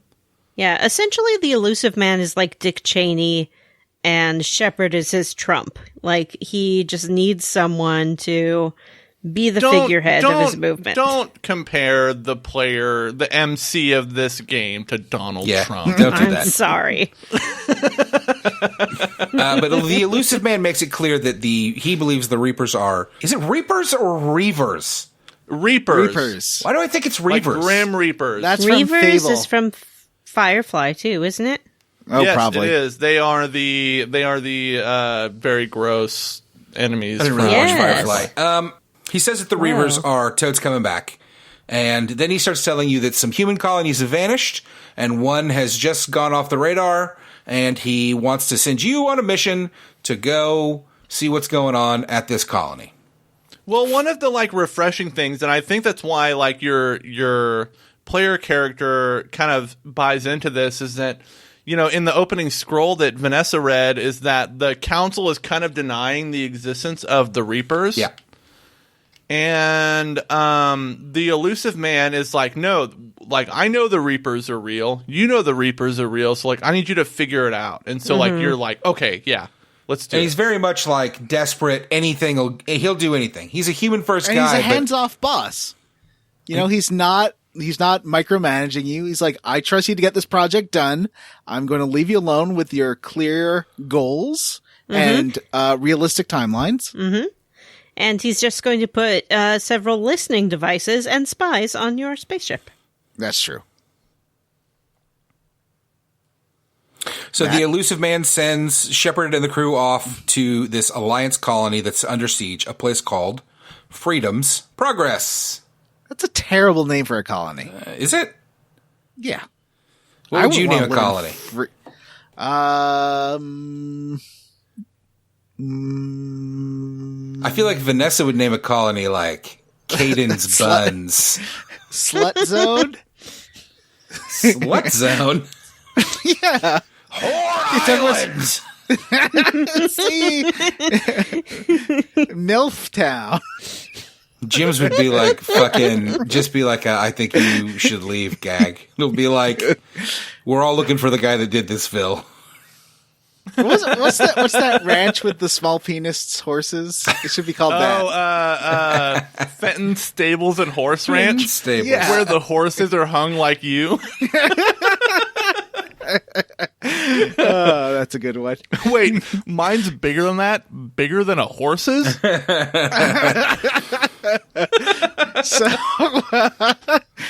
So you hop on a ship, you hop on a shuttle, and you head to Freedom's Progress. And it's a colony. There's not a lot to say because it doesn't give you... Is there a cutscene here? It's just like a space... It's just... It's a mission. It's a quick mission. It's just a quick mission. Well, no, you meet Liara on this mission. Well, yeah, I'm not saying... Oh, no, mission. sorry, not Liara. What's the... Tally, yes, you meet... I noticed this playing the game. I cannot keep those two characters, their names apart in my mind. There's Liara Tassoni and the other... Who's the other one? Talia. Tally. Tally, I cannot remember her name. It's Talia. I Cool. cannot remember her name, and my brain just won't process It's it. Talia. I'm just going to Al take Ghul. these A's off of it because she's Tally, not Talia. Please don't. John, just do a find and replace, dog. Control F. And it annoys Tally. John when I pronounce it wrong. And if it's spelled wrong in my notes, I'll pronounce it wrong the whole time. So... Freedom's Progress is abandoned. There's nothing there except for some robots, and they do try to do some shoots at you, and you do have to blow them up. Mm-hmm. The combat in this game, now's a good time to talk about the combat in this game, because you finally kind of get into playing the game here. I mean, you do it a couple of times cover-based before shooter. this, but yeah, it's a cover-based shooter. Yeah. How do we feel about this? Do we like cover-based shooters? Are we cover-based shooters Honestly, fans? at Is this a the- cover-based shooter show? Is this an RPG? It has RPG elements, but when you're doing combat, the way I played it as soldier class, it's very and this is not a knock on the game, even though it might seem like it. It's very Gears of War. Gears of War has a shaky cam when you do the sprint, and it's a cover-based shooter. This is it feels really eerily close to that. But when you add the powers in and the experience, it kind of turns it into more of an RPG. But it is very the first Gears of War, and I guess the second one too. It's very close to that style of gameplay. Honestly, I asked the question, but I don't think an RPG is defined by its combat. No, it's definitely not. It's defined, yeah. But It's a cover-based shooter when you're doing like combat missions. Yeah. Yeah. And my only real criticism with the combat is I don't like the waves. Like, you get into a room, you kill all the enemies. I should be like, yay, I did it. And not, oh, here comes wave 2. Yeah, I agree. Waves of enemies in any game annoy the shit out of me. I don't want to deal with waves. Yeah. I also, because I am a Vanguard, my specialty is like SMGs and pistols, and I think shotguns. And the shotguns are great as you use the powers and stuff, but sometimes you're in a position where it's like, I just really need to shoot this person that's across a hall from me that I can't get to. And pistols and shotguns and SMGs are not good for that. Oh, the pistol's pretty good. The pistol's okay. good. That's your best option. And powers. If you guys have $1.99 to spare, I would suggest buying the Firepower Pack DLC, which gives you a Geth shotgun that is a triple barrel, just absolute pounder of a gun. You can just have it? You can just use it, or is there like a level requirement on it? It shoots slowly, but it's still even good at long range. Like, it is a mammoth shotgun. And it has like a level requirement on it? I don't think there's level requirements in this game. I'm buying that immediately. You really should, because it gives you a great heavy assault rifle, a decent sniper rifle, and an absolute terror of a shotgun. And because Jim was saying the Kasumi DLC brings you like the most powerful member of your party who will destroy everything. I like, because I did the DLC. I got that character. I put her in my party for one of the story missions, and she murdered everybody. It took all the fun out of the game. She killed everyone. Is that they don't have a lot of dialogue. You know how usually your party members have things to say? A lot of the DLC characters don't have a lot of things to say. No, this one is just like some shadow person that is like warping across the battlefield to murder people, and is she a Vanguard? It kind of takes the fun out of it. Yeah, I think so. That's funny. And the other thing is I'm playing this game on hard because I do find the normal is too easy in this game. So I do die a lot. That's the downside. I respect that. I don't have the desire to play this game on hard. I just want to get through it. I'm still playing too much PUBG, and I'm still stuck on Dragon Quest. And as much as I like this game, I'm not going to spend 100 hours on it. I'm just not. I'm going to play through it and have fun. Well, like this game, like it kind of I want it to be breezy. This does kind of pay off a little bit if you do the harder difficulties, because like it's very gratifying because like you really lean on your powers a lot more. So like I'm playing it on my second playthrough on hard, and like I find myself like reaching for my special ammos a lot. Yeah. Which like is honestly like it feels a lot like I'm a lot more gratified by this playthrough than I was before when I just didn't care about that stuff. I didn't have to. Yeah, because like cryo ammo, if someone doesn't have any shields, is really good. And oh my gosh, today like somebody froze someone with cryo ammo, and I exploded them with a sniper rifle blast to the head, and it was so amazing. That's great. how I dealt with the last boss of this chunker. Is I froze him and then exploded him, and that was great. And the fire ammo eats through armor, so that's a good way to deal with that. And the armor piercing rounds, like I'm doing like almost like a New Game Plus, and you get like armor piercing rounds, which when you upgrade enough, you can apply to the whole party. And one of the effects they add to the armor-piercing rounds is increased blood from the people that you shoot. And when you shoot people close to a wall, it paints the wall with their blood. Like, there's so much blood. It's crazy. It's like, it almost takes you out of the game in a way, but it's really gratifying. So this Freedom's Progress, like they've been not getting signals from it. They get there, and everybody's gone except they run into Tally, who's also there, and they're both looking for him, and she's there because one of her what are they called again? The species? It's a Q name, right? Quasars. No, Quarian. No, Quarian. Yeah, one of the Quarians is there on their pilgrimage. And quick question. Can you romance Tally in the first one? No, I don't think so. Okay, because like in the second one, I romance someone in the first one. In the second one, when you first meet this person, you immediately make out with them for like it feels like an extended period of time. Yes, I did do that in my first playthrough. I know what you're talking about.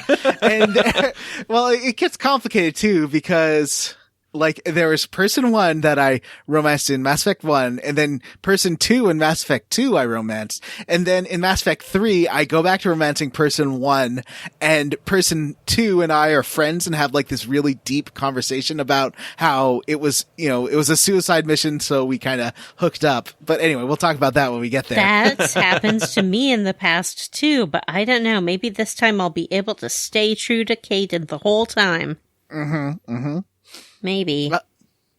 But Garrus is such a good romance option. He's such a good romance. You know what? That was going to be my questions on this episode is like, what... And like, I don't want to derail us too much because like, I don't want to talk about dicks a lot, but does Garrus have like a penis that would be pleasurable to a human person? Not just one. He has multiple penises? Do you ever see, what was that movie, The Shape of Water, where it's like... So it just comes out, yeah. He's doing some hand I haven't motions. seen The Shape of Water. Is there fishman penis in Shape like of Water? Wait, Jim! He's like an insect man. Is there fishman penis in Shape of Water? No, you don't see it, but like they gesticulate about it. Where it's like a deaf woman explains how it works in sign language, and it's it does. Oh, that's what you were doing. I thought he was saying like, yeah, like in The Shape of Water, when like you get a close up and the man's like flesh opens up and a penis comes out. When you see the unsimulated sex between the fish man and the deaf woman. I'm sure that happens in that movie. Yeah. Positive. I watch it. It's a good movie. I will. It just I hasn't don't know. popped. When it pops up on something that I can watch it on, I'll watch it for sure. It's just it's not something I'm renting. I saw it in theaters, and it was Not like a Money great Play. theater experience. I cried. I don't know what Garrus has going on down there, but he has fingers same as anyone else. I love Garrus. Why are we talking about Wow. Garrus? Garrus isn't in this game. Oh, You're right. well, That's true. Yeah, you're right. Garrus, who's that? He's a Mass All Effect right, 1 so guy. let me blow through this, please. Freedom's Progress is abandoned, except for some robots that do try to shoot you, and then you run into Tali and some friends. And she says there's a Quarian who is doing his Rumspringa at this colony, and his name is Vitor, and Vitor's like vitals are still active, so they're looking for him, and they need to like smuggle him off world because like they don't want a Quarian to die, really and like he smuggle might him have good off-world. information, There's so no they one kind of want there. to capture him and take him back to the fleet. So like your thing is like, okay, well we both have a common goal. Let's figure out what happened. Let's find Vitor. And so you like split up with Tali's party, which is more Quarians, and they're like, and the whole thing is like, let's be careful because somebody's reprogrammed all the mechs in here to shoot on sight. So, like, you have to work your way around all of the automated mechs. As Vitor. Yes. And this is where the game introduces you, which I only used in this part of the game, which is, like, assign your party members to certain places. Oh, yeah, me too. I never Which, used like, that. you never have to do it again in this game. You do it right here on the either side of the store where the big mechs come out. But otherwise, you never have to do it again. If you're playing on hard, you need to do it if they keep dying and be like, no, stay over there. No, stay over there. Oh, interesting. That's interesting. I haven't gotten there yet. So Tali's friends don't trust Shepard because he's with Cerberus, and they mention that several times. Like they're very anti-Cerberus. Am I saying it right now? Like Cerebus. everybody is. Well, which makes sense because again, they are the Proud Boys. So they don't trust you, but because it's Tali, she agrees to work with you, and you guys make a plan which you like don't even get a second into before Tali's friends totally fucking blow it and just like I don't know, they just like run into the Leroy open. Jenkins it. Yeah, they just run into the open. They're like, here's the plan. Cool. We're going to do that. Ha, ha, ha. And they just run out into the center of the killing fields, and they're like, fucking shoot me! It's crazy. So you're stuck dealing with the fallout there. You do have to fight a bunch more mechs and, like, droids and stuff. Frankly, it's, it is what it is. It's a shooter game. You're going to do a lot of shooting. And you do find Vitor, and he is kind of crazy. For me, it gave me the option to do like a renegade maneuver here where I met him and he was like freaking out and I pulled my gun and shot it next to his head and he straightened right out. It was pretty great. Like he was like, suddenly was like, okay, I need to be calm. I was Now, like, yeah. what I'm doing is I'm playing Renegade except with Tally because I love Tally, so I can't be mean to her. I used a Paragon option to shut down all of his video screens that he was obsessing So did on. I. That's like, I think, having played this game, it's probably the best Paragon option. Like, the best Paragon trigger. This is one of the ones where it's like a quick time event. Mm-hmm. Where you have to trigger it in a certain amount of time. This is one of the best ones. Yeah, because he's like freaking out and then you just shut everything down. And you're like, This game, like, I "Hello, feel like a friend." lot of the like Paragon Renegade options are around people talking too much.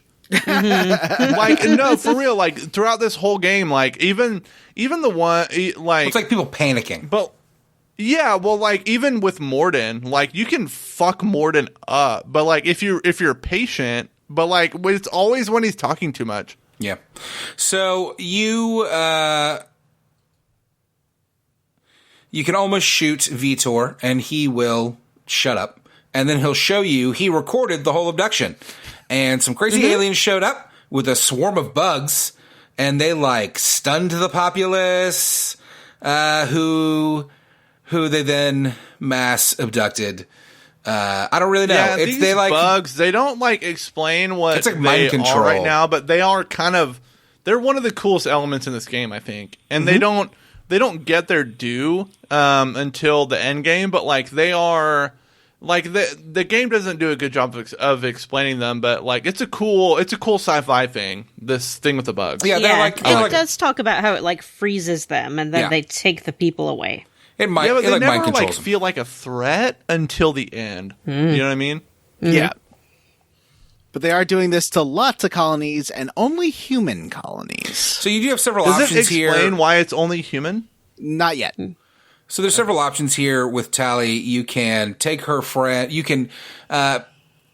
Miranda wants to take Vitor back to the Elusive Man for more interrogation, but he's injured, and Tally wants to take him. Now I let Tally take him, and I just took his recordings and stuff. Oh yeah, I let Tolly take it. Yeah, too. I Like, can't- why I not? can't- be Of mean course, to me Tally. too. I don't know. She's like it gives you one of our best friends. It gives you three options. It tells you can hand him over, you can take him with you, or you can tell Tally to join you.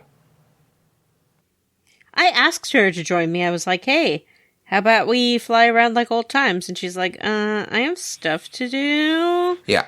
but maybe later. I like her because she's like a nerd, but also like an action girl, and she's really cool. She's really That's cool. why I liked it. Yeah, I like Tally. Yeah. So we all let her take her friend back, and You take she gives us you lots take of her infos. friend Vitor's information back to the Illustrated Man, and he calls the aliens collectors, and he says that he's like they're collectors. They live out on the outer rim of the galaxy, or the solar system, whatever it is. What is it? Is it the galaxy? It's the galaxy. Yeah, They it's a live on the galaxy. edge of the galaxy. Nobody really knows that much about them. People think they're a myth. But that must be one of them. Those are the collectors. And then he tells you that you need to hunt them down because he is assuming that it's tied to the Reapers. And then at this point, the illustrious man offers you some like dossiers that you can use to create a new team because He's like, you need a team. And you're like, I already have a team. yeah. At least that's what I said. You can ask him about him, and he gives you an excuse for him. He's like, Garrus is missing, and Ashley is on assignment, and Yeah, I don't and remember the rest. Superman is on a mission in space. Yep. Mm-hmm. So he Of gives you course. he gives you some whatever, and they do. And basically, he tells you like, I'll tell you when I figure out where the collectors are going to strike next. You go gather your team. And this is when the game really finally lets you loose. He says, listen, I got a pilot for you, and we're all really excited about it. And they do like a real dramatic cut. And who is it? That's right, it's the Joker. Batman! Stop the press. Who is that? It's the Jocker. Yeah, and Yay. he's like, Oh, I'm it'll sorry. be this. Yeah, it's the How Jocker. did you survive outer Yeah. space? It's Seth Green. Listen, I don't mind a Seth Green. Yeah, he's Honestly, fun. he's funny. He's fine. I don't have a problem with him. He's a good voice actor. I mean, I feel honestly, like that's he's where good he's creative. really Rubber honed Chicken's a his good like show. Seth It's always Greenness great. is voice acting, but live action, I just can't buy into a Seth Green. Oh, really? What? Yeah, what has he been good in live action? Austin The Powers, Thief. obviously. Austin Powers? Yes. Yeah, Vanessa Yeah, has but a that kind crush of like on. made fun of him.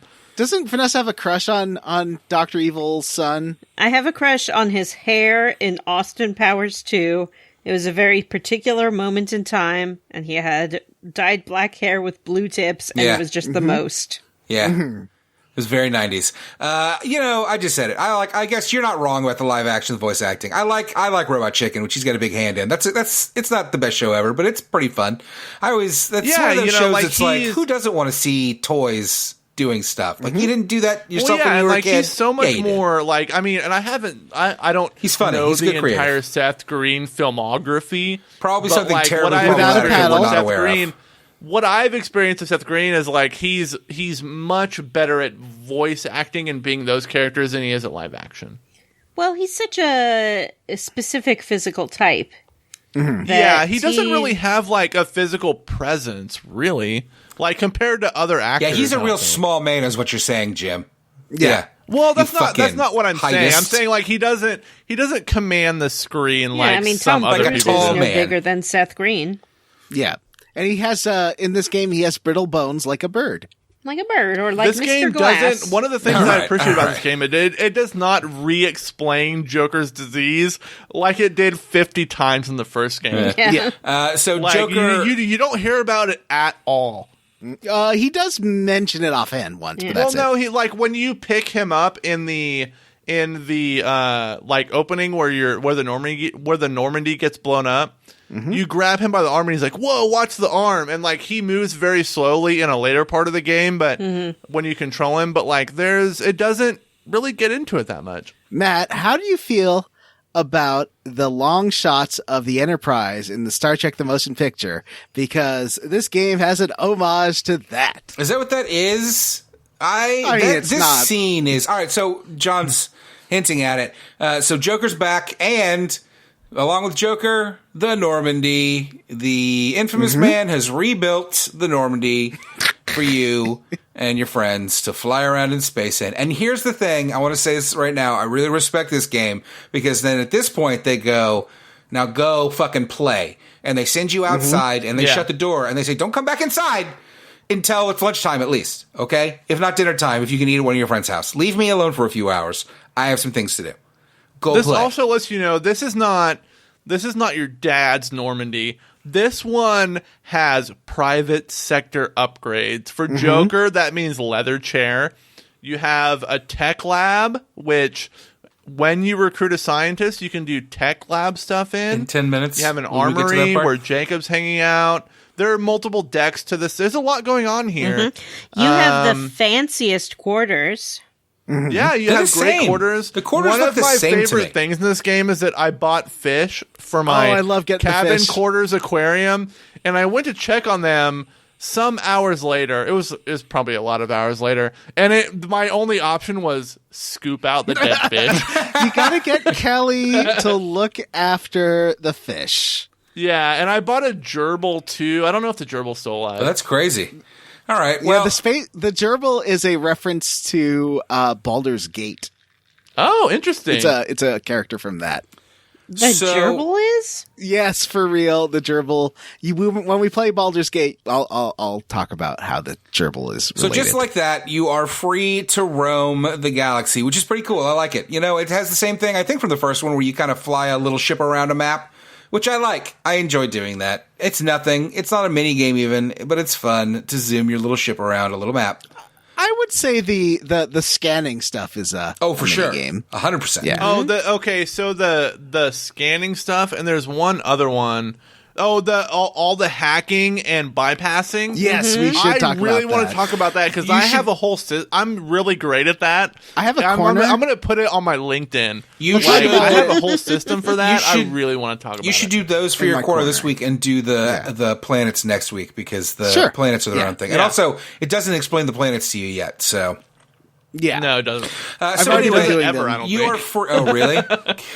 Well, so you're free to roam the galaxy, and now if you go into the ship, if you go into your cabin, they do tell you that you have a personal message, and there's a message from Anderson asking you to come to the Citadel. So but who has time for that? Being a respectful friend, I didn't go to the Citadel until I had played went directly to the Citadel to talk to my friend Anderson. Oh, wow, good for you. I'm proud of you. Yeah, wow. Well, I mean, I love you learn Keith from David. Counselor you both Regina talked about and you both talked about how you didn't play it till later in the game, but I will say it's just minor setup. It's not like it sent you on a quest, so I figured it's better to talk about it here. You go to the Citadel. It's the Citadel. There's some shops and stuff. There's a bunch of mini quests. I didn't do any of that stuff. I don't care about that. Which shop's your favorite? Yeah, what shop is your favorite? I love the cafe. I went to the cafe. Okay. Vanessa, did you go to the Citadel? No. Well, then we won't talk about all the side quests and stuff because I'm sure John will do it and then be like, I have to talk about the side quest where I took the guy to the hairdresser. So you go to the human embassy and you meet Anderson. And Anderson immediately starts talking shit about the Alliance and the Council. This game defaults to you having chosen Uchina. Is it Uchina? Who would choose that guy? Udina. Counselor Udina. Defaults to you having chosen Udina to be the counselor and the council dying, I guess, and you choosing for it to be human-led, I guess? Ooh, mine was very different. Okay. Well, not very different, but kind of different. What was yours?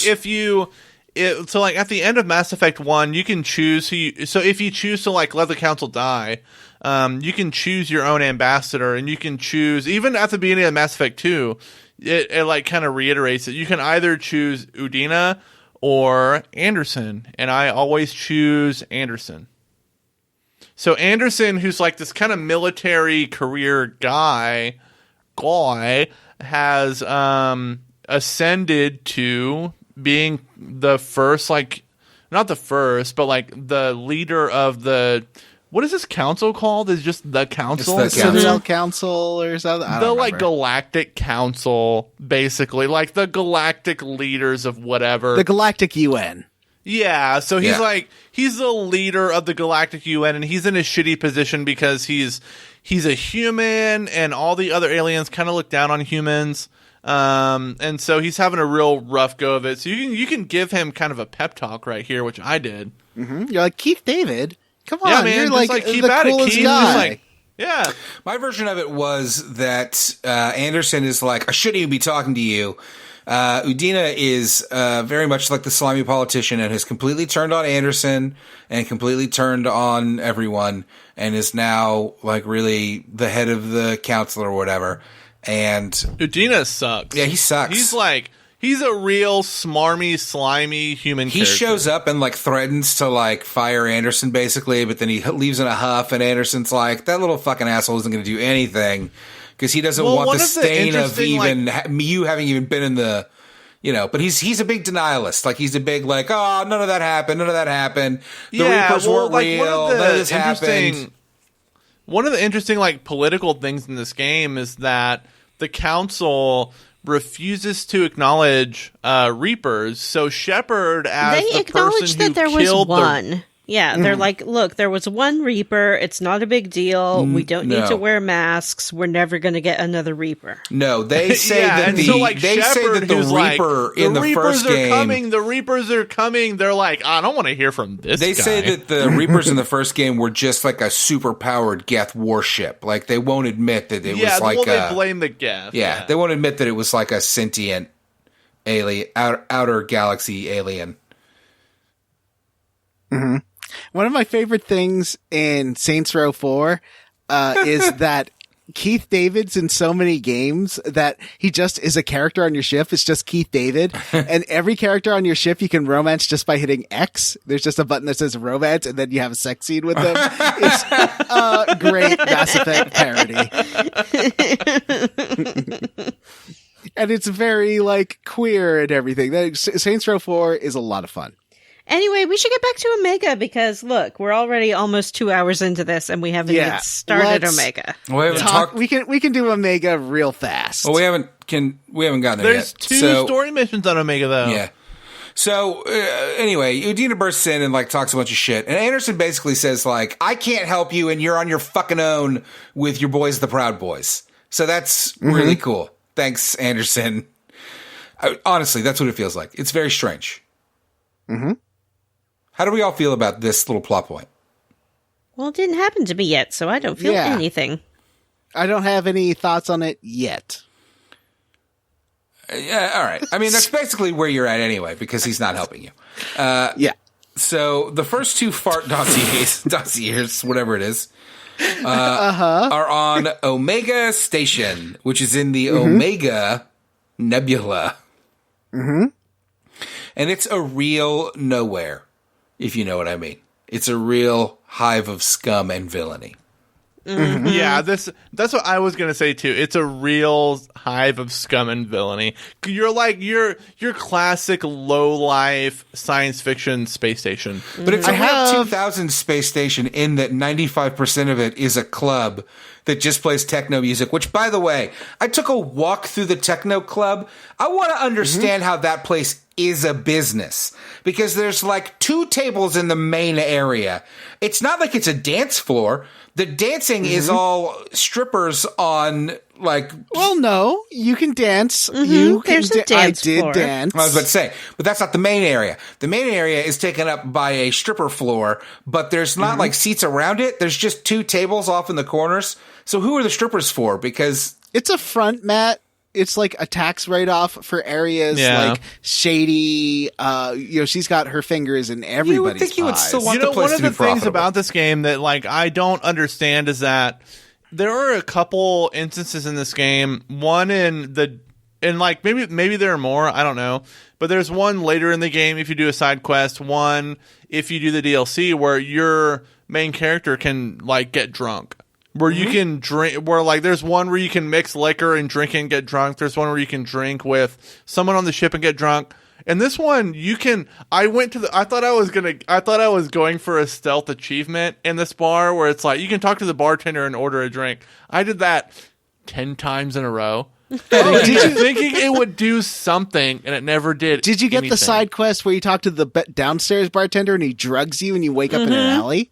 I did that. What is that? Did he rob you? You tried to kill you. That's essentially what happens, yeah. I guess I haven't 100% of this game. And you can come back and make him drink the drink that he's serving to you. What? And no he dies. kidding. Oh my gosh, I have to do that. That sounds amazing. It's great. I'm sure Vanessa did the namby-pamby good version of that. Yeah, I just started Ooh, causing little a goody fuss. two-shoes. No, what I did is I went all Karen, and I went up there and I went, "Excuse me, but what would everyone else think if they knew you were poisoning your clients?" And That's then what I would do. This Turian comes up and he's like, "Poisoning what now?" And I'm like, "Yes, this man behind the counter, he put poison in my soup." And then the Turian shoots him. Because he's like, can't take any chances. Bang, bang.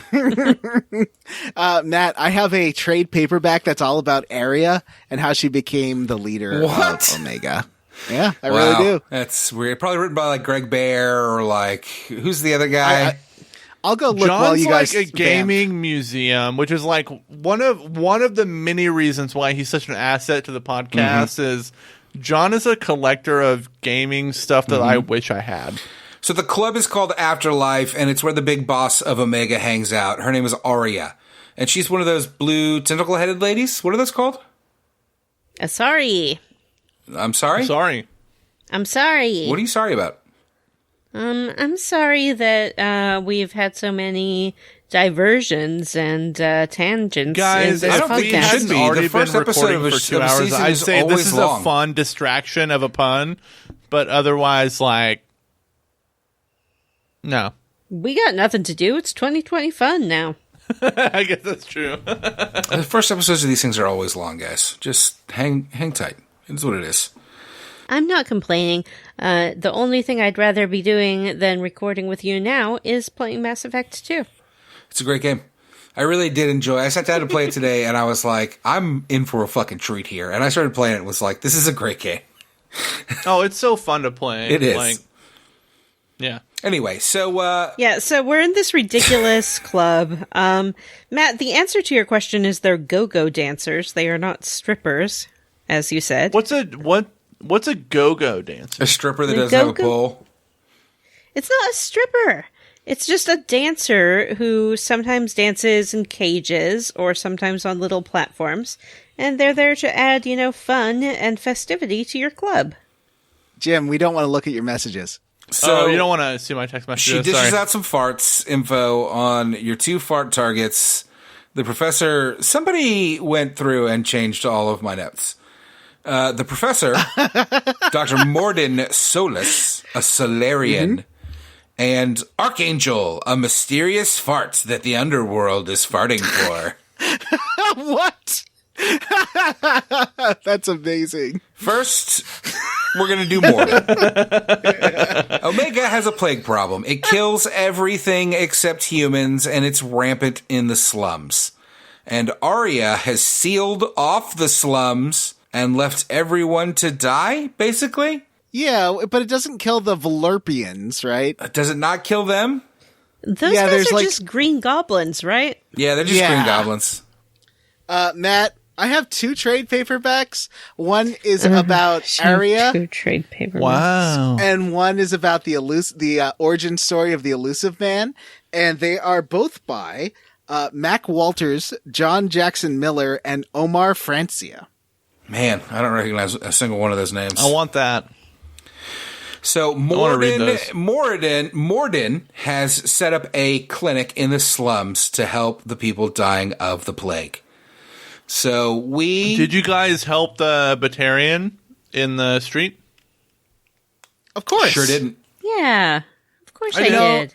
When I My walked into the shepherd- club, some guy was like looking at me, so I walked over to talk to him, and it immediately escalated into a guns drawn situation. And it gave me Oh, that's in the entrance. it gave yeah. me the renegade option to be like, if you don't fucking walk away now, I'm gonna kill you. And Oh, yeah, I did do that. they did back down and walk away, and it was pretty fucking entertaining. Yeah, I figured my shepherd is evil, but he likes aliens. So he helped the Batarian guy. Speaking of I liking did tell the Batarian aliens, guy, like, you don't want to do this.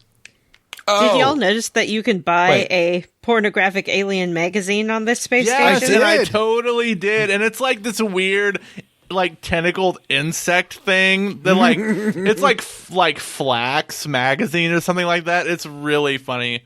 I know there's one with what are the names of the aggressively Elcor. There's one They're that not talks about aggressive. no he said you they say that because there's an Elcor bouncer who's like aggressively you should try this. Yeah. There's an Elcor salesman on Omega also, and when you speak to him for the first time, he opens with tentatively excited. Those guys are It's delightful. amazing. So Elcor, we I wish you head had an Elcor. into the slums. Now, the slums, this is still pretty kind of tutorially. Yeah, that's a word. Yep. Right? Where, like, you just kind of face, like, a couple of enemies at a time at this point. This Pretty feels soon, real. they're going to start throwing 10 waves at you. But right now, they're like, here's one guy. This feels like a KOTOR mission. This whole section. This whole Yeah. section feels like a KOTOR level. Yeah, It does. both of them do. Like the Solarian, like back alleys, and the other one Well, we'll where talk about you that one. recruit Archangel. They're very similar. You can run into some human looters here, and you can scare them off, which is fun. Like it was another renegade option where I was like, "Get the fuck out of here, or I'll Very kill interesting. you!" I didn't see the. That's interesting. I played through this game twice. I didn't see the looters. Where'd you see them at? They're in like a room that you don't have to go into. They're just like in a I back thought I room. explored everything. It's so crazy. I'm I'm discovering all the stuff that I missed. I'm actually not Vanessa, exploring that much. did you deal with the looters? No, like I went and I saw them, and then it never really gave me a dialogue option to deal with them. I don't know if I missed it or what, but we just had a conversation, and then I was like, okay, bye. Yep. There was probably like a quick time prompt. Yeah, actually, Yeah. I don't think you're right. I think I kind of had it Vanessa's way. I didn't. That we just like said, okay, well, keep doing what you're doing. No, really? Later. I mean, I guess I could have shot them if I wanted to. Well, it but doesn't make I you didn't shoot want them, to. but I think I had a quick time prompt. I definitely pulled my gun out and threatened to shoot them. I was like, "You'll either stop looting or I'll kill you." And they were like, one of them was like, "I don't think he's fucking around," and they were both like, "Well, stop. We're sorry." I missed that one. Well, that's okay. So you eventually find the clinic, and Morden is there. It doesn't look great. It's understaffed. They're all complaining. Everybody in the clinic is whining about, how it's understaffed or how, thank God, Morden saved my life. And you do find Morden, and he does say that he has a cure. Basically, you're like, it's pretty okay. You know what? Let me rephrase this whole thing, because I fucking love Morden.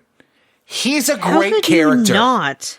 So you walk into He's an Morden to talk to him, and angel. he the way he Sherlock's everything, or he works it all out loud, is really entertaining.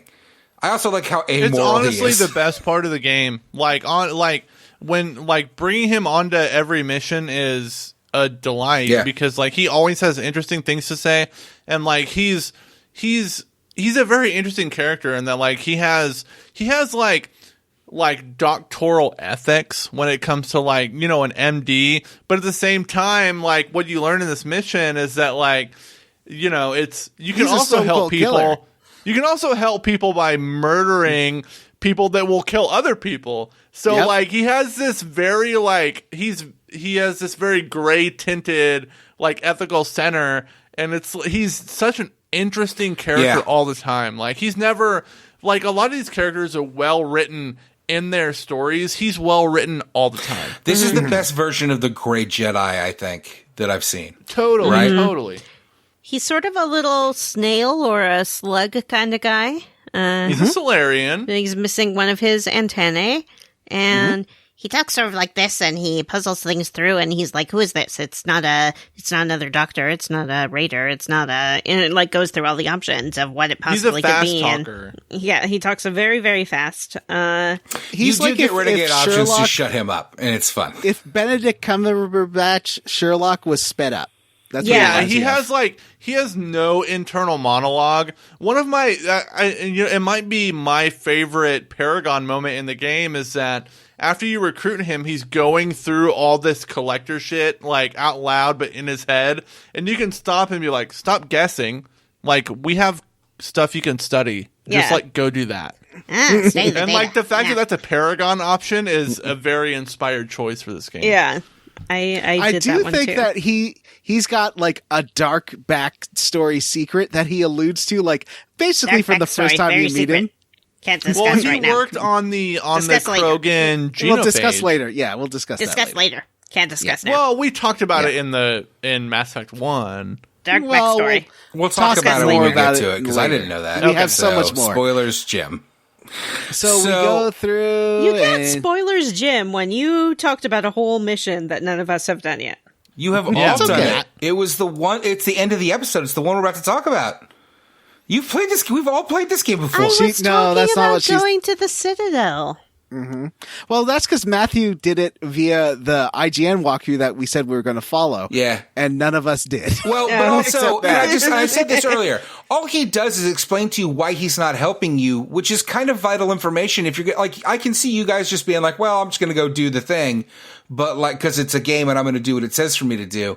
But it actually just kind of adds a little bit of story background that you kind of need right here to be like, "Why aren't you going back to the Citadel and being like, I'm a Spectre, and the Reapers are back." Vital information, story background. Yeah. That's all it is he just kind of goes, and it's not like anything changes. He's just like, "Well, I can't help you. Goodbye." It's pretty Good good. to know. Moving All right. on. Yeah. So he asked you to go find Daniel, who Find Daniel. is his assistant. Missing. and you need to then deploy, because he has the samples of the cure to the plague, and he wants you to deploy it into the air system, which is a 3-step process. Well, and he also, right as he tells you this, the life support system gets shut down. Right. So suddenly he's like, it's pretty great. He's like, oh, well, I need you to go. I'll join you. I'll join your party or whatever your deal is. But I can't leave this like this. So you have to help me solve this problem. I need you to go administer the security of the air system and stop the mobsters or whatever from blowing it up, which they're trying to do. So, and then he also very quickly is like, also my assistant Daniel's missing. Go find him too.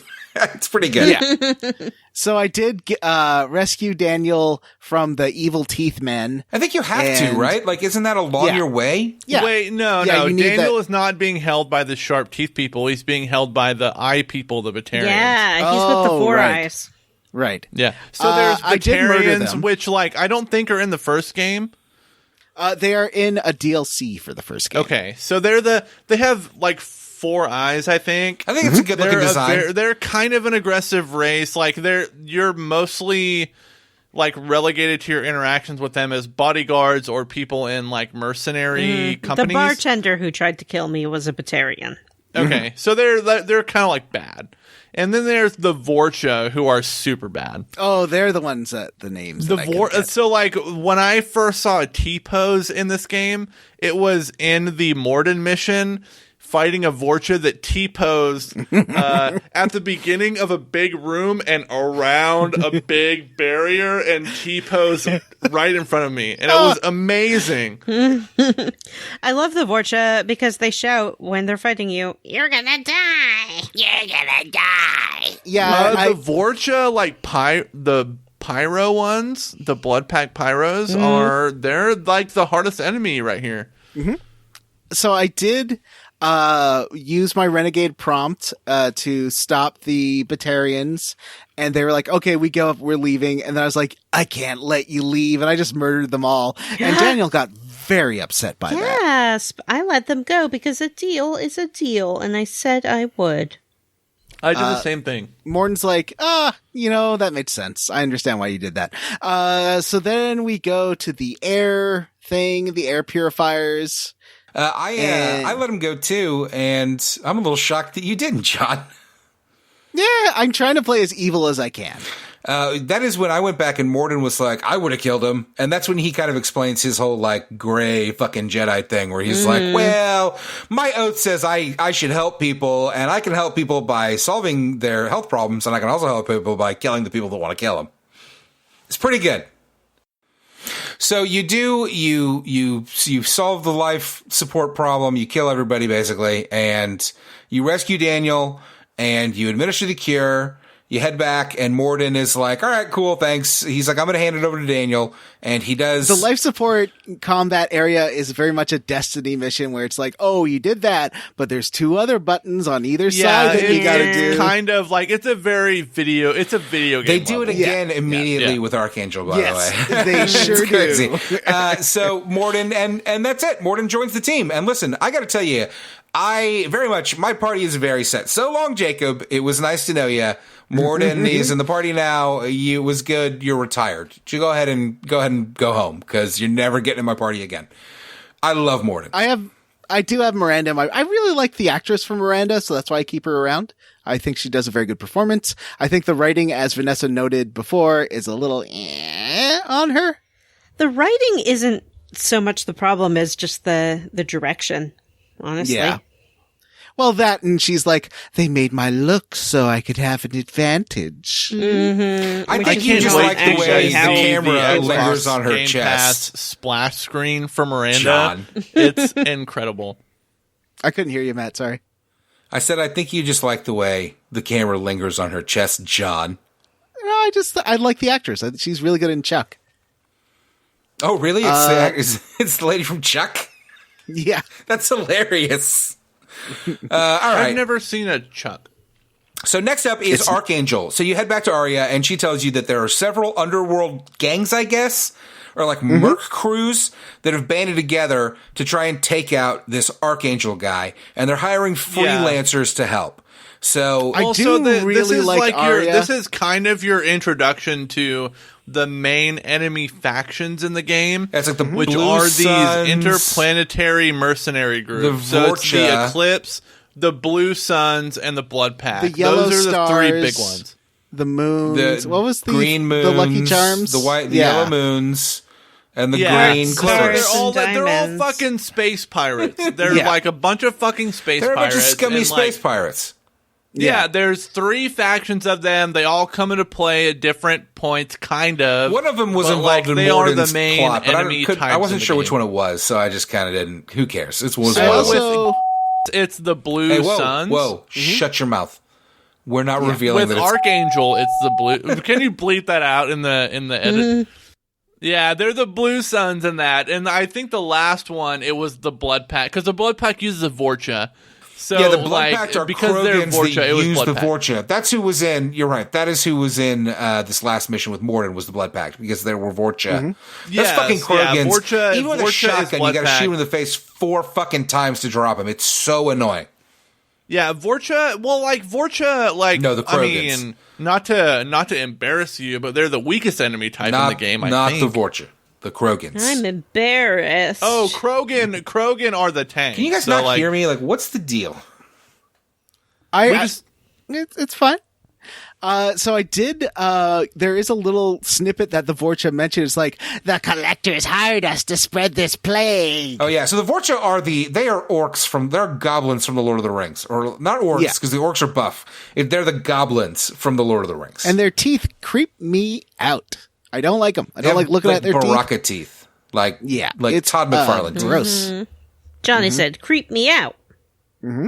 Okay, Johnny said, "Creep me out." Vanessa, So the next up, are you in a couch Arya. coma? yes. What? No, I'm contributing to this show. I appreciate Vanessa's I think that he woke contributions. you up when he said your name. Vanessa, how do you feel about Arya? Because I feel like she's I would say like a 2010s kind of character that you see a lot of. I would say almost like a 1940s kind of character. She's a hot Jabba the Hutt. She's a hot Hot Jabba. as a hut. Java. She is. She's a hot She's a Jabba the hotta. Hutt. She's like a crime dame. She's like, Yeah. she walked into the room and I knew she was trouble. A crime dame. Is she going to be Well, like? Vanessa, Don't talk if to you- me. Talk to Jabba. I don't If you know. read this trade paperback I have about her backstory, you would reconsider. No, thanks, George. Thanks, George Lucas. I'll definitely delve into the expanded universe and backstory. I love All that- of these characters. I love that the Star Wars franchise was like, yes, this is what we're going to do. Like, we have like a main thing, and then we do all these books and shit, and this is how we make money. And then Disney bought them and was like, nope, none of that counts anymore. And now all of these franchises like this, like Mass Effect, they're like, yeah, that's what we do. We do all the books and stuff. Can you imagine how salty like George Lucas is right now? They don't use Jabba the Hutt anymore. What am I supposed to do? But I do like that they bring back stuff from the expanded universe randomly, like Terrace Kazi comes back. Yeah, there's which more was of that in amazing. The Mandalorian season 2, actually. John, you should watch the rest of The Mandalorian season 2, please. In the TV series though. I don't understand being concerned with what's canon and what isn't canon in the first place. How can anyone keep track of that? How can anyone care? I understand caring. So- like, one of them's kind of the main canon, because I kind of do with, like, Marvel Comics. Like, I really, like, I'm into what the canon is in the Marvel I Comics. guess I Also, can see like, who being cares? disappointed if it's like, oh, the characters I really liked from these books and hoped would be in a film probably won't be now. But they weren't going to be anyway. They're dumb. Wait, what? What are we talking about? What? I'm So, just saying no one likes Mara Arya's Jade. idea for you to find Are you Archangel talking shit about is to the join, Disney X-Men movie? Because we will fight. join the mercenaries who have all banded such together thing as to a take Disney out X-Men movie. Archangel. It's coming, Vanessa. And she's like, yeah, just like sign up as a freelancer because they keep running out of guys. So you'll just sign up. Yeah. You'll go over there and then just betray them at the last second. Yeah. And you're like, yeah, that's a good idea. Yeah, and that's exactly what you do.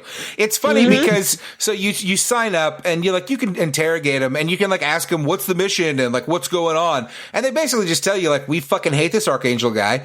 It disrupts all of our plans. He's basically Batman. Archangel is Batman. And now they've holed him up in his like base of operations. They've found him, and you're just cannon fodder. They're like, we're going to throw you at the front door, and then we're going to go in the back. And they're They like, we make got no a special secret plan. about it. They're like, yeah, our We got special plan our- is you will get stuck by bullets. Our buddy Chushka is going to go fix the plane, and then we got this heavy mech that's going to trash him. Wait. So you're... What about the kid when you go and meet the Merc guy? Oh, what yeah, about we do the have to kid talk that about walks in and is like, "Oh, is this where I sign up?" And he's like, "I just bought this gun today. I want to kill someone and make some money." And it gives you he's the one who's option the to very- like, there's like a Paragon option, which I assume is like talk him out of it. Which I did No, you not grab do. his Like, gun you, and like, break it. with the Paragon option, you take his gun and break it. Yeah. And then He's so like, I does he just bought not? my gun and I want to shoot someone. And then Shepard goes, get your money back, and grabs the gun and just like smash, smash, smash. And I like that they didn't have money to make a teenage model, so they just No, like he's very buff. made like He looks 30. yeah.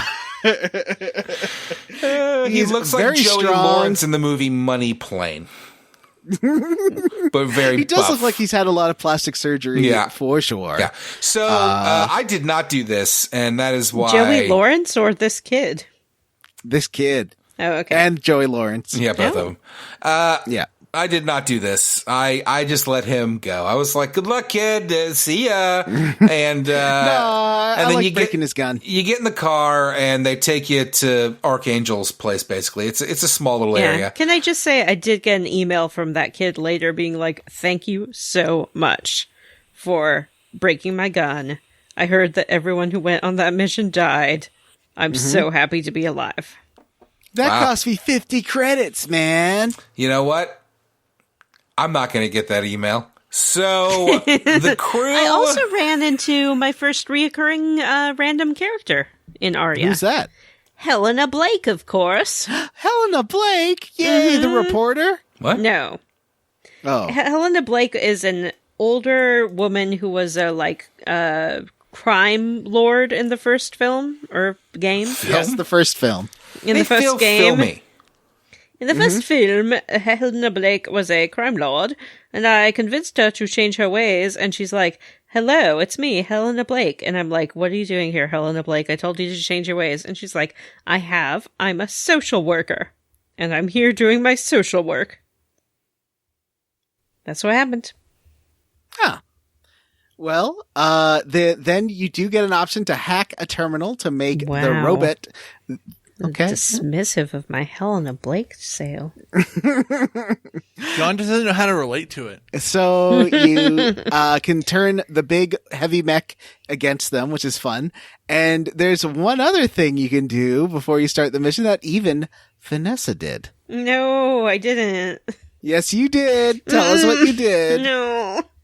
So you're like talking to this guy, and he's like, "Oh yeah, I'm just gonna fix up this gunship," and This you is get like Klotchki.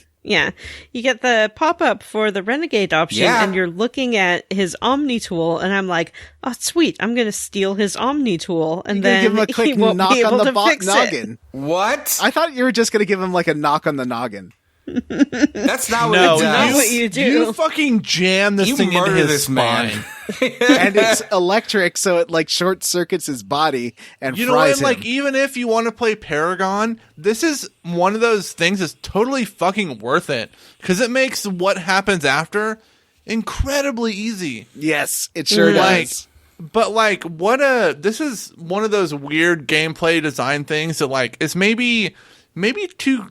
I just don't understand it. Like, it doesn't give you an alternate option to make the other encounter easy. Like, it just Nope. makes the to be good more difficult, which But that's maybe what is it the should point. be. But I think that is I like that. And honestly, I think it's the worthwhile thing to do because you're going to kill him either way. You might as well kill him now, but it is kind of a Friday the 13th death. Well, like from a gameplay perspective, like I don't know, like I have mixed feelings on it. Like, would it be better to give you a good option to disable this guy but I think if that you were should good be enough? Harder. I agree with John. I think you're making a great point, John. You're right. The evil stuff should make it easier. That, at least then, it feels like there's a point to it and not just this, like, well, you can be a fucking fascist if you want. Like, it's, John just solved the morality problem, actually. I understand what you guys are saying, but there's no gameplay reward for being good. Why should there be?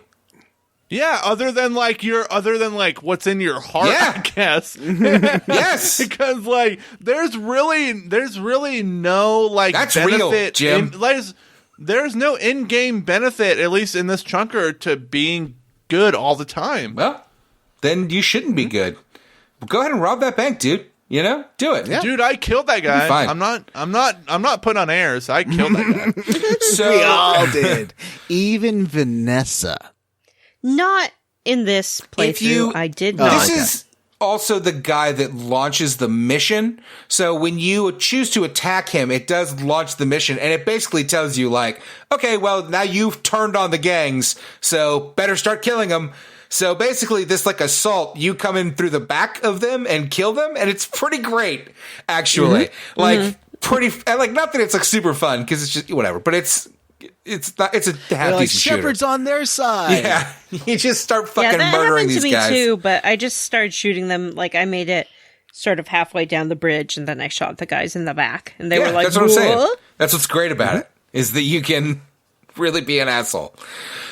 So you murder all the guys that you were just buds with, and then you meet Archangel, and you're like, I don't know, this is a weird scene where, like, you kill everyone, and then you and Archangel just kind of, like, eyeball each other, and you're like, hey, I'm Shepard. Like, it's... Well, he's like... Yeah, and then he takes off his helmet, and you're like, what? Yep, that's right. And he spreads his legs in the most erotic manner. And then Archangel sees Shepard and is like, all right. And you get like a real cutscene, like real slow. He puts his gun down, and he like undoes the strap on his helmet, and he sighs. Spreads his legs in an erotic manner. And he finger bangs himself. And then he takes his helmet off. And finger bangs himself. Who do we have here? Well. It's Garrus. Aw, From he's Mass like Effect our 1, best remember friend. Garrus? I remember Garrus as a snot-nosed kid who couldn't cut it as a Citadel cop, so he came to join our crew.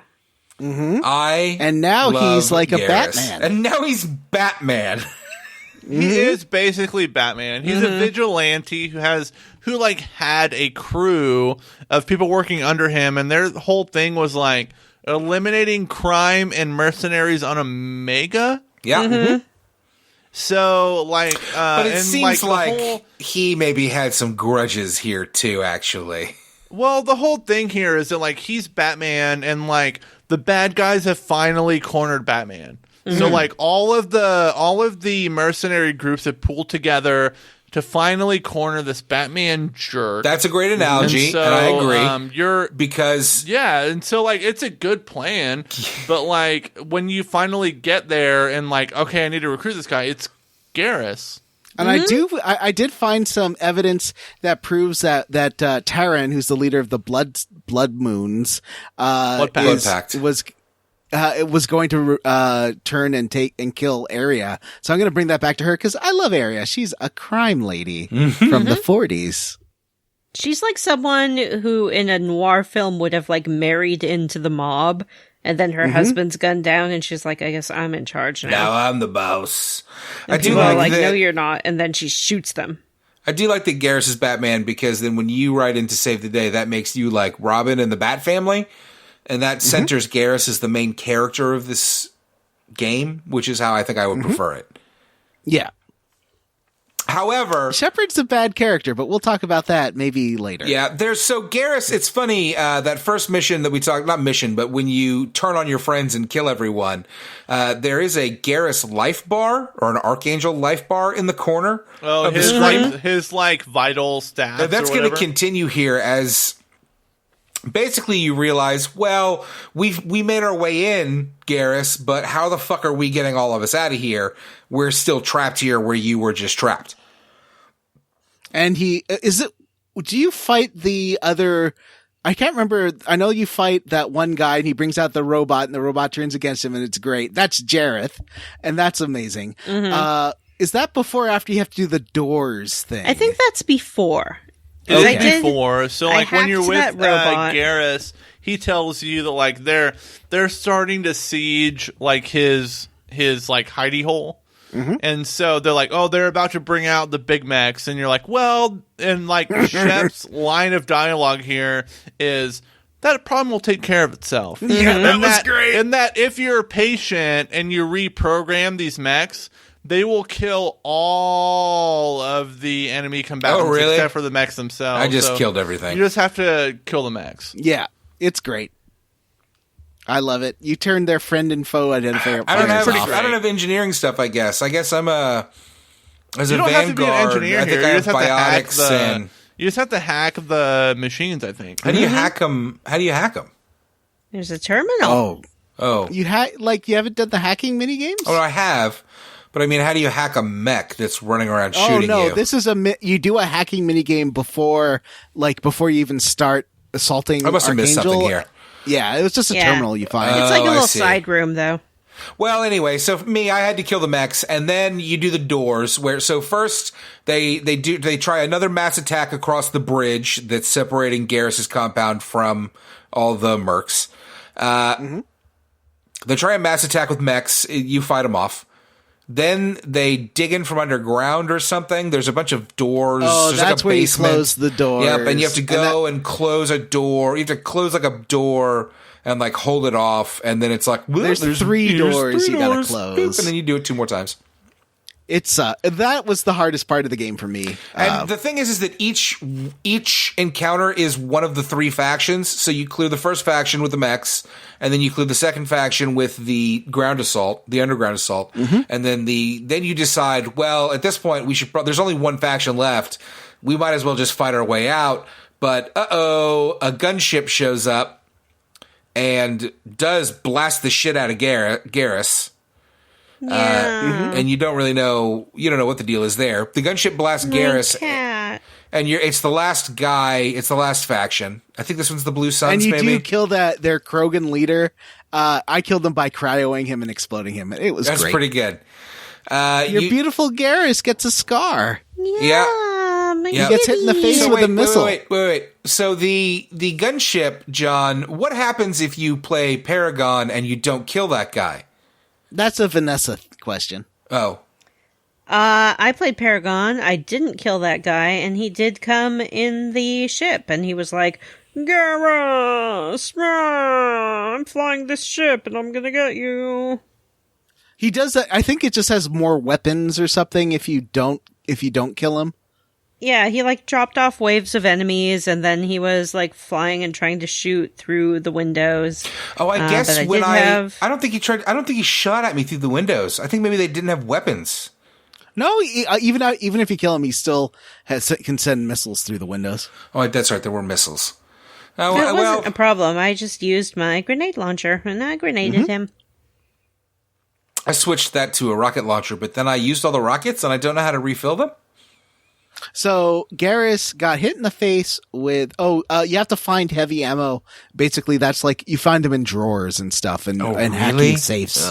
Yeah, that's how you get heavy ammo. And you can also buy stuff to get more heavy ammo satchels, which is a technology that you have to research. Is a bag, and so Garrus is taken back to the Normandy. They don't really have the tools to they managed to help him, right? Or did they have to take him to Cerberus? What happens is Jacob, I think it's Jacob, comes in, or somebody comes in and is like, listen, Garrus is fucked. And you're like, what? And then he's like, but he's fine. And then Garrus walks in and is like, what's up, dude? I'm here to fight. It was really weird. Like, I love this part because, like, so, like, Garrus, one of his, like, the things about his character model is he has this very high, like, facial shield. And that's permanently damaged. And that stays... That actually annoyed me. Throughout the whole game. Why would he not fix his fucking armor? He's got a scar on his face. Know. You know what? I don't know, but I don't care. But he has a scar on his face. You don't need the damaged armor to, like, see that. And to not even be like, every time fix my of armor. letting his guard down. But it's cool also because it's cool. like, okay, It's this is stupid. the price that I'm going to pay for being a part of Shepard's crew and doing this is just like he's kind of permanently disfigured and it's kind of fucking cool. He laughs it off. I liked like, he makes a the joke. Paragon dialogue when he comes in. He's like, they wouldn't give me a mirror. How do I look? And, like, you can just be like, well, you were never that good looking anyway. Yeah, you're like no worse than normal. And he's like, don't make me laugh. My face is barely hanging onto my skull. With me, he's like, well, you did always get, or I used to always get people hitting on you, so maybe now you'll get a chance. And I did want to say, fucking so long, Miranda. Nice knowing you. I'll never see you in my party again. And what sucks is that the rest of this game, I think, is going to be recruiting other characters, and I don't want to use any of them because I have my 2 characters now. I don't know if you noticed, but I have the 2 characters I care about. It's Morden and Garrus. Definitely get better I don't give a characters. shit about anyone else. Who? Fucking Jack? I don't give a shit about any of these people. I care about Morden. Wow, I thought Jack would be a Matthew girlfriend. You thought wrong. I kind of thought that too. Yeah, she's got all the Matthew girl. We'll talk about her when we meet her. When you meet her, she's wearing nothing, basically. I feel like Miranda is more of a Matthew girlfriend. She is stern. Mm-hmm. She's very stern. Mm-hmm. And she All probably right, well, did well in school. She Next controls time, your credits. where are we playing to, Vanessa? Oh, I don't know. But I can find out. Okay, well, I'll do my bullshit minigame corner while you look that up. So, on Nat, sing us in. John's bullshit mini game corner. Matthew's had like 6 beers. Oh, well, we're almost done. There is, so far I've seen 2 kinds of hacking These games. are the strong ones, There's the too. kind where you match, like, the letter C and upside down peace signs I and love that Wi-Fi game. signals. It's You know just what, a memory John? This is game. something I It's wanted just a to talk memory about. game.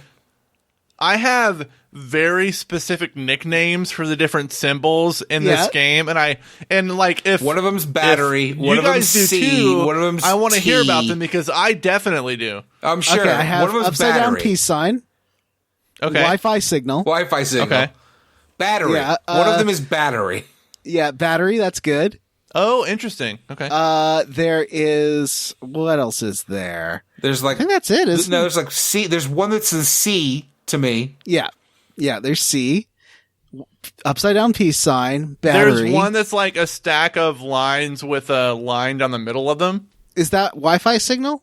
That is Wi-Fi signal. I mean, to Yeah. you, maybe it's not what I call it. Yeah. I call them So for me- copyright, arrow, bracket, and dongly. So for me, I with the circle, it's moon. With the what you guys call battery, I call pill. With so there's one with like 2 T's that are pushing against each other, 2 yeah, capital that one. T's. I call that brackets. one smush. And like with the one with the 3 stacked lines, I call cross. And so like when I do it, it's like, where is moon? Where is pill? Where is cross? Where is smush? And like I'm not even kidding. If there was an Olympics, I could probably qualify for the bypass Olympics. Now, I'm really good at it. for the other one, which is recognizing a little chunk of text, and you It's have to hacking. This is a hacking. That's a minigame. color matching game. and it's like I'm like, okay, 2 purple lines. Okay, there's 2 purple lines. I do the There's same thing. I'm like, 3 okay, green short lines. white followed by a big chunk of orange. Yeah. Or like it starts with a big blue. Like I do that same thing. It's That amazing one's how you guys annoying. can recognize shapes and colors and assign words to them. Thank you. So how do you solve it, Vanessa? Recognize how do you shapes do it, and colors Vanessa? and assign words to them. What do you call it? Like the hacking? Yeah. I how do would you feel talk like- talk yourself through it? Okay, I'm like fat white chunk, little green line, or I do that same thing. I was like, okay, right aligned little chunk starting blue with white underneath. That's too much. Too much words. Well, like sometimes it gets complicated. And you also have to avoid the bad sectors that will lock you out. And I'm playing on PC is a little frustrating because I want to use the mouse, but it's like a D-pad thing. Yeah. One of the things about this game that's kind of makes it gratifying is there's multiple ways to fail. So, like, whenever you like move your cursor into an area that's X'd out with the red X, it will delete your progress in the minigame. But if you pick a wrong one, it will count down your number of attempts to complete the game. So like if it's like, unless you have not made a correct guess, it's okay to guess like into a red X one. But it's never okay to guess a wrong one. Okay. This is way too much strategy for a game that is actually just pretty simple. Like, it's just like a match of Sometimes it colors. gets complicated. Like, sometimes, like, you have to wait for the right code. Yeah, it's true. So those are John's bullshit minigame corners. So, Vanessa, where are we playing to next time? Next time, we will play through the dossiers for the Convict and the Warlord, as well as Horizon Colony. Okay, and you can do them in whatever order you want. Yeah. Plus, I like that Horizon. The Horizon Citadel. is a very Mass Effect 1 connective tissue mission. Oh, nice. That's what we'll do.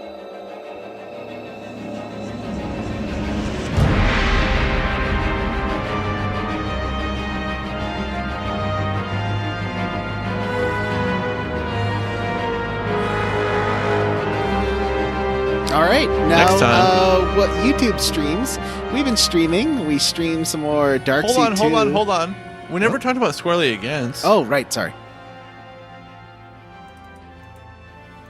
Do it.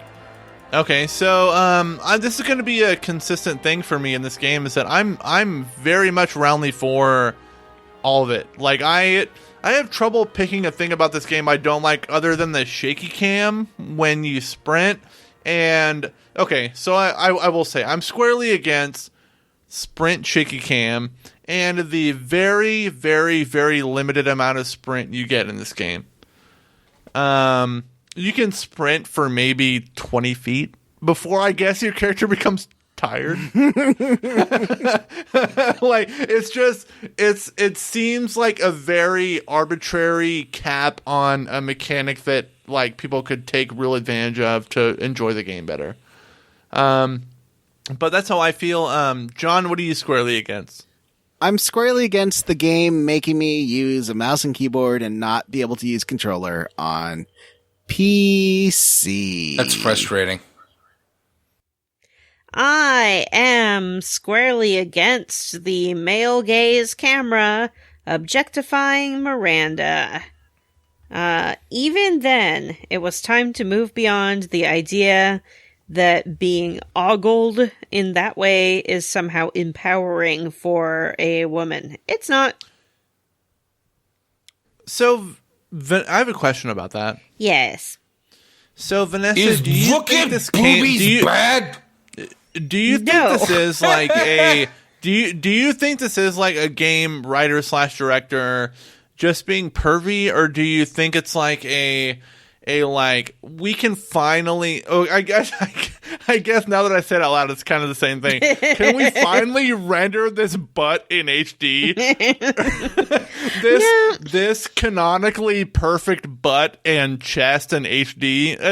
I guess it's kind of the same thing. I mean, it's difficult to describe, but if you think about the way that Patty Jenkins shot Wonder Woman in the film Wonder Woman versus the way Zack Snyder shoots Wonder Woman in his films, that's essentially what it is.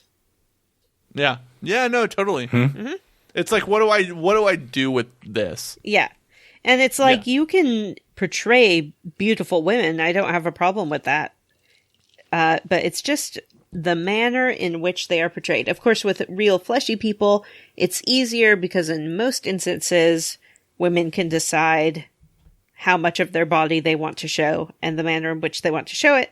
When it's fictional characters, maybe you think it's no big deal. It's a fictional character. But the audience isn't fictional. They're real. That's true.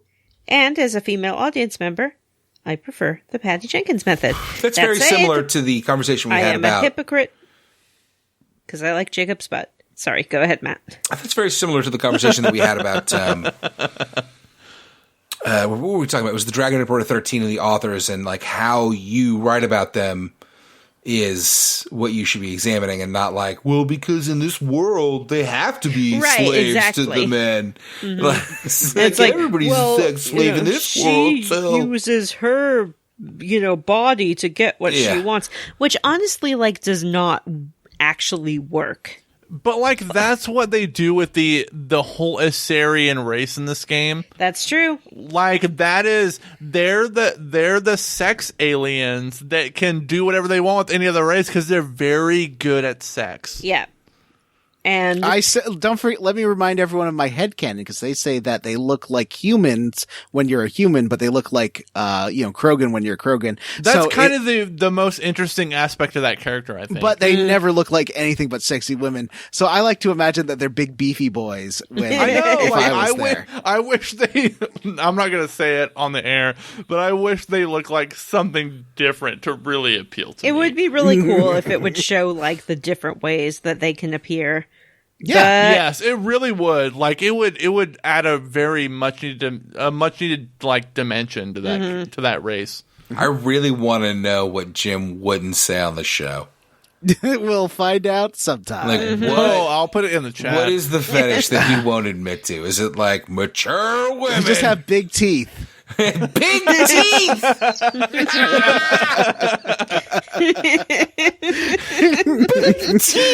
If you really want to know, come email us, squarewordpodcast@gmail.com. Listen to me, this is legitimate. I bought a game for the kids for Christmas. I'm sorry, Santa brought a game for the kids for Christmas that was some YouTuber that they love has some card game that you could buy. It just looked like something they would like. I was playing it with the kids, and it's like a card game, like a match 4 card game, but the cards aren't playing cards. They're this game's cards. They're all this guy's artwork and stuff from his show or whatever that my kids love. And it was one of the cards is furry, which, because of the way the game works, you have to pass cards around, and I had a really good time just passing the furry card to my daughter and being here you go. Because she knows, she doesn't really know, because she's 11, she doesn't really know, but she kind of understands that it's something, and I just kind of kept being here you go, you can have the furry card. It was fun. I remember when I was in high school, there were these 2 girls, and I wasn't aware of what furry culture was at the time, but they loved drawing this furry art, and they had this whole binder, and they were like, oh yeah, and here's this one, and this is what he's like, and this is what she's like. They had this whole world that they had crafted full all their of OCs. Furries. Yeah, all their OCs. Matt. What are you squarely against, my friend? Listen, I'll tell you what. I like this game, and I like some of its jankiness, but I don't like some of its jankiness. So I am squarely against some of this game's jankiness. The movement feels like fucking ice skating sometimes, or roller skating, really. And the character models can be real janky and goofy, which is funny to me, and I enjoy it, but also it kind of sucks. And that's it. It's the game's, it's a little janky. And anytime you enter an action zone, you always have your pistol out all the way out in front of you as far as your arms will go. Yeah. And that's just where the camera is. And you can't change it, it seems. Maybe you can, but I can't figure it out. You can. And it's wild. As you walk around this town, gun out, just every fucking, and even the movement is different, between, which is not that unusual for an RPG, but the movement is different between a fucking town and a combat area. Which kind of makes it weird, because sometimes sometimes the combat areas have towny areas where you talk to people and stuff. So you'll go between gun out and it's It's real janky. I like Shepard's light jog in the town areas. Yes. Yeah. You can't make him run. One of the things about this game is that like it's very much of its time, like looking back on it, but it's so very close to being ahead of its time that it's kind of frustrating. Like, if it just would have just made a couple of tweaks to the gameplay, it would have felt like almost like a next-gen game, but like because it doesn't, and like there were probably very real technical limitations to the way the game is made, but like it's very, very much of its time and so very close to just skating above that a little bit. It takes the KOTOR formula and replaces the janky KOTOR combat with like really pretty slick like shooter combat, and kind of doesn't perfect, but like does a really great job with the KOTOR style dialogue trees and stuff. And it just makes the things you have to do feel good. Yeah. But like they could feel better. All right, so we have YouTube streams. They are on our secondary YouTube channel. If you look up Dark Seed Square Roots, you'll get to the right ones. The one with the white logo, we'll fix that sometime. And we have a Patreon. Jim, tell us real fast about our Patreon. So with the Patreon, at the $3 level, you get access to all of our bonus content, which is Square Roots Versus, Instant Classic, Level Up episodes that we do specifically for the Patreon. You get access to all those. At the $5 level, you can vote. And when we say vote, we mean vote on our mainline Square Roots game. So a few times a year, we will open that up to listener choice. And if you want to have a voice in that, you can become a patron. The last game we did, which is embarrassingly the only one that John was the only one who played Vagrant Story, but you know what? We have some really great ones in my mind. I haven't told you guys about it. Great ones lined up for next year. And like 2021 is going to be a really great year for the Patreon, I think. So if you would like to sign up, you can do so at patreon.com/squarespodcast. So I will kick off one of the benefits of being a patron is that we will read your Patreon name on air. So I will kick us off tonight with Race Jenkins, Jason Timms, Tyler Petty, Ron, TJ Miller's horny grandma impersonation, Gage La Charité, Cassandra, Robert M. Pollum, Joshua Bennett, Aaron Bachman, Happy Holidays from T. Bumpkins. Now let's bailiwick that galt. It was truly a vagrant story. Jameson, Fable is great, but so is Threads of Fate. Played in 21 or the Cuzzle will still drizzle gallons and gallons all over the squoots.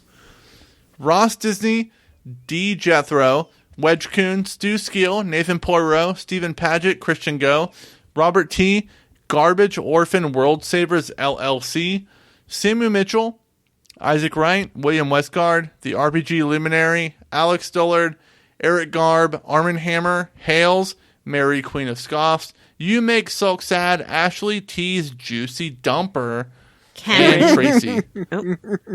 Cameron Shoey, Vanessa's mother's brother's nephew's cousin's former roommate, Nawford, Sean. Vanessa's mom says John is right. No more politics. # Black Lives Matter. Insert clever name here. Jake Dickerson. I'm Commander Shepard, and Tali Zora, Von Nima, and Garrus Valkyrian are my favorite companions on the Citadel. Adam Zimmerman. Sing the Hamster Dance Song. The Ghosts of Johnny's Murdered Fable Husbands. Fresh Eyes. Aaron J.L. Toole. Mostly Rational Person. Matthew Newland. Andy M. Megan Sullivan. Bree Girth. Name. Chris Ryan. Cyril the Wolf. Matthew Casterline. Name. Dylan Rowe.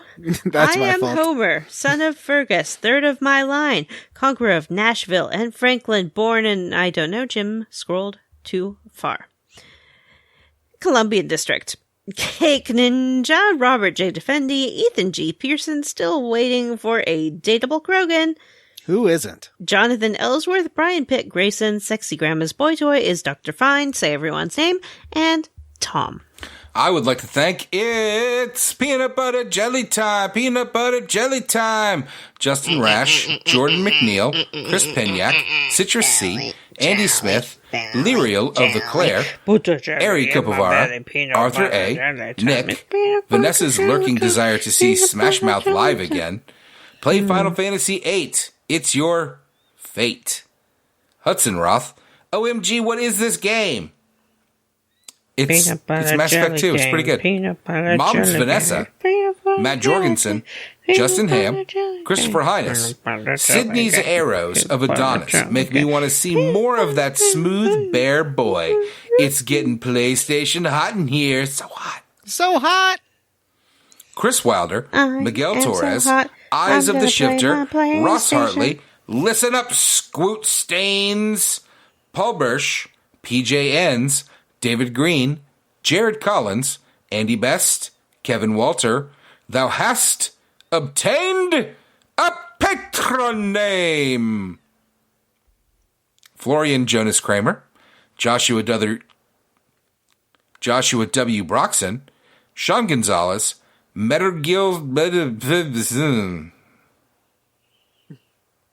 Saving Sid, Hat Ben, the Ben with the Hat, Chili's Baby Back Luigi, Sean Walsh, Dan, Alexander Jokic, George Beatty, App, New Year, New Vanessa's Mom, Wash in the Wind, Joseph, Amanda Douglas, Michael Crawford, Ward Childress, Lauren Prince, Devin Sloan, Aiden Marriott, Troy Shiflett, WWE Mike G, Chief Hazard built a Giwochi they had the hungies for Billios, Hexagon, Huxley Iguana, Andrew Linefart,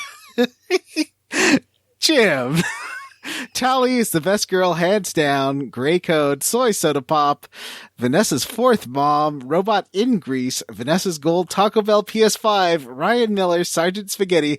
I challenge the other Tracy to a duel to the pain. All right, Jim. All right. That's it for this episode of Square Roots. If you would like to say something about what we're doing or have an opinion on anything, you can email us and we'll read it on the air. That's squarerootspodcast@gmail.com. We have a Facebook group where there's lots of stuff going on. It's the Square Roots Podcast group for smart, cool, very attractive people. Or you can tweet at us. We are at Square Roots Pod. Rate us. Are we hot? Don't forget or to not? rate, view, and subscribe on Apple Podcasts or Google Play or Stitcher or wherever you listen to podcasts. Thanks to Ro Panuganti and Lord Biff for letting us use their cover of Suicide Mission from the Mass Effect 2 soundtrack. This prog metal cover you can find online. Check out Ro Panuganti's account on the YouTubes. Links and more are in the show notes. Kitty, let me record this, Kitty. All right, everyone. That's it for Square Roots. I'm Jim Banks. I'm Matthew Van Zant. I'm Johnny Brandon. And I'm Vanessa, and I love Mass Effect. Bye.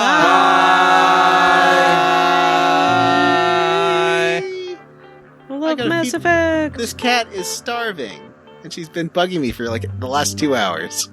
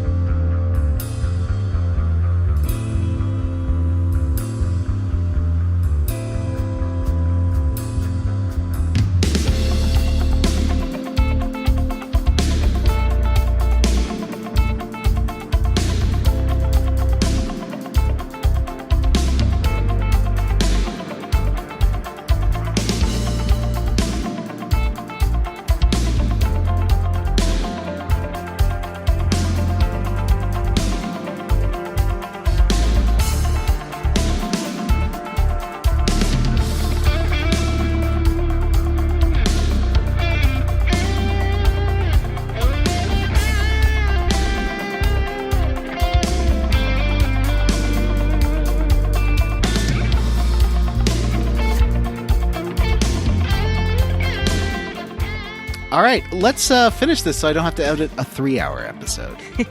A 3-hour show. Oh, Marianne died. Is somebody going to ask me what I'm squarely against Of then? COVID. What is Matt squarely against?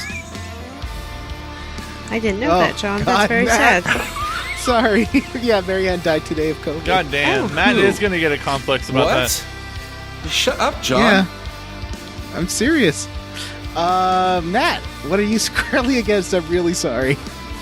What a bummer. Matt, go ahead. What are you squarely against, my friend?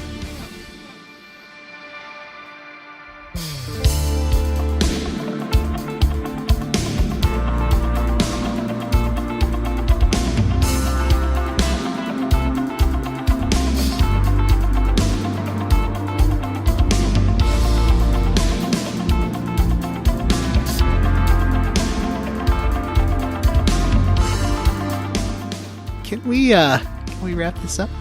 Yeah. Hey, aren't you Okay. going to ask me what I'm squarely against? Oh God, no! You already went. You We're said still it was doing it. Miranda. I didn't already go.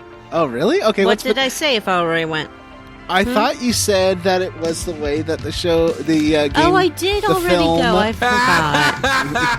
Yeah. All right. So we have YouTube streams. How funny would they that are have on been if we had let her do another one, and while he was editing, he realized she did too?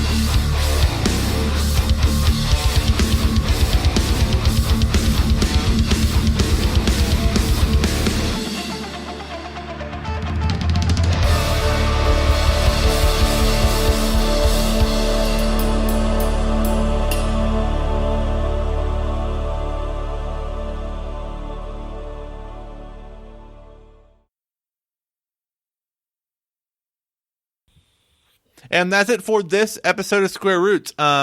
If you'd like to have an email read on the air, you can where's email our us at let me put our patrons in. Oh, yeah, right. I've been. I'll do Oh, it yeah, right I don't now. see that. Sorry. 1 second. Patreon. You know, really, we're doing each other a favor because tomorrow night we have to stay up to midnight anyway, so we might as well stay up late tonight and be acclimated. I was really excited that we were going to do an episode where we did not read the list of patrons. Like, it felt like we I've were just been going to staying up roll till like 4 or 5 a.m. through on my it. vacation, and I need to stop it. Yeah, it's easy You're to turning fall into a into John and insomnia. Vanessa. I know. Except I work night shift, so it's okay. I stay up till like 4 a.m. and wake up at like 9 a.m. And it sucks. That's not enough sleep. It's not. I don't like it. Almost there. So close. Okay, that's in there. Got the patrons. John, if you know what, if we don't get new patrons in a week, you can just copy and paste the old one from last week into it. I know I could. We haven't had a new patron in like a month. But sometimes they change their names. Yeah, they update their names. I guess that's true. Sorry. Open with Google Sheets.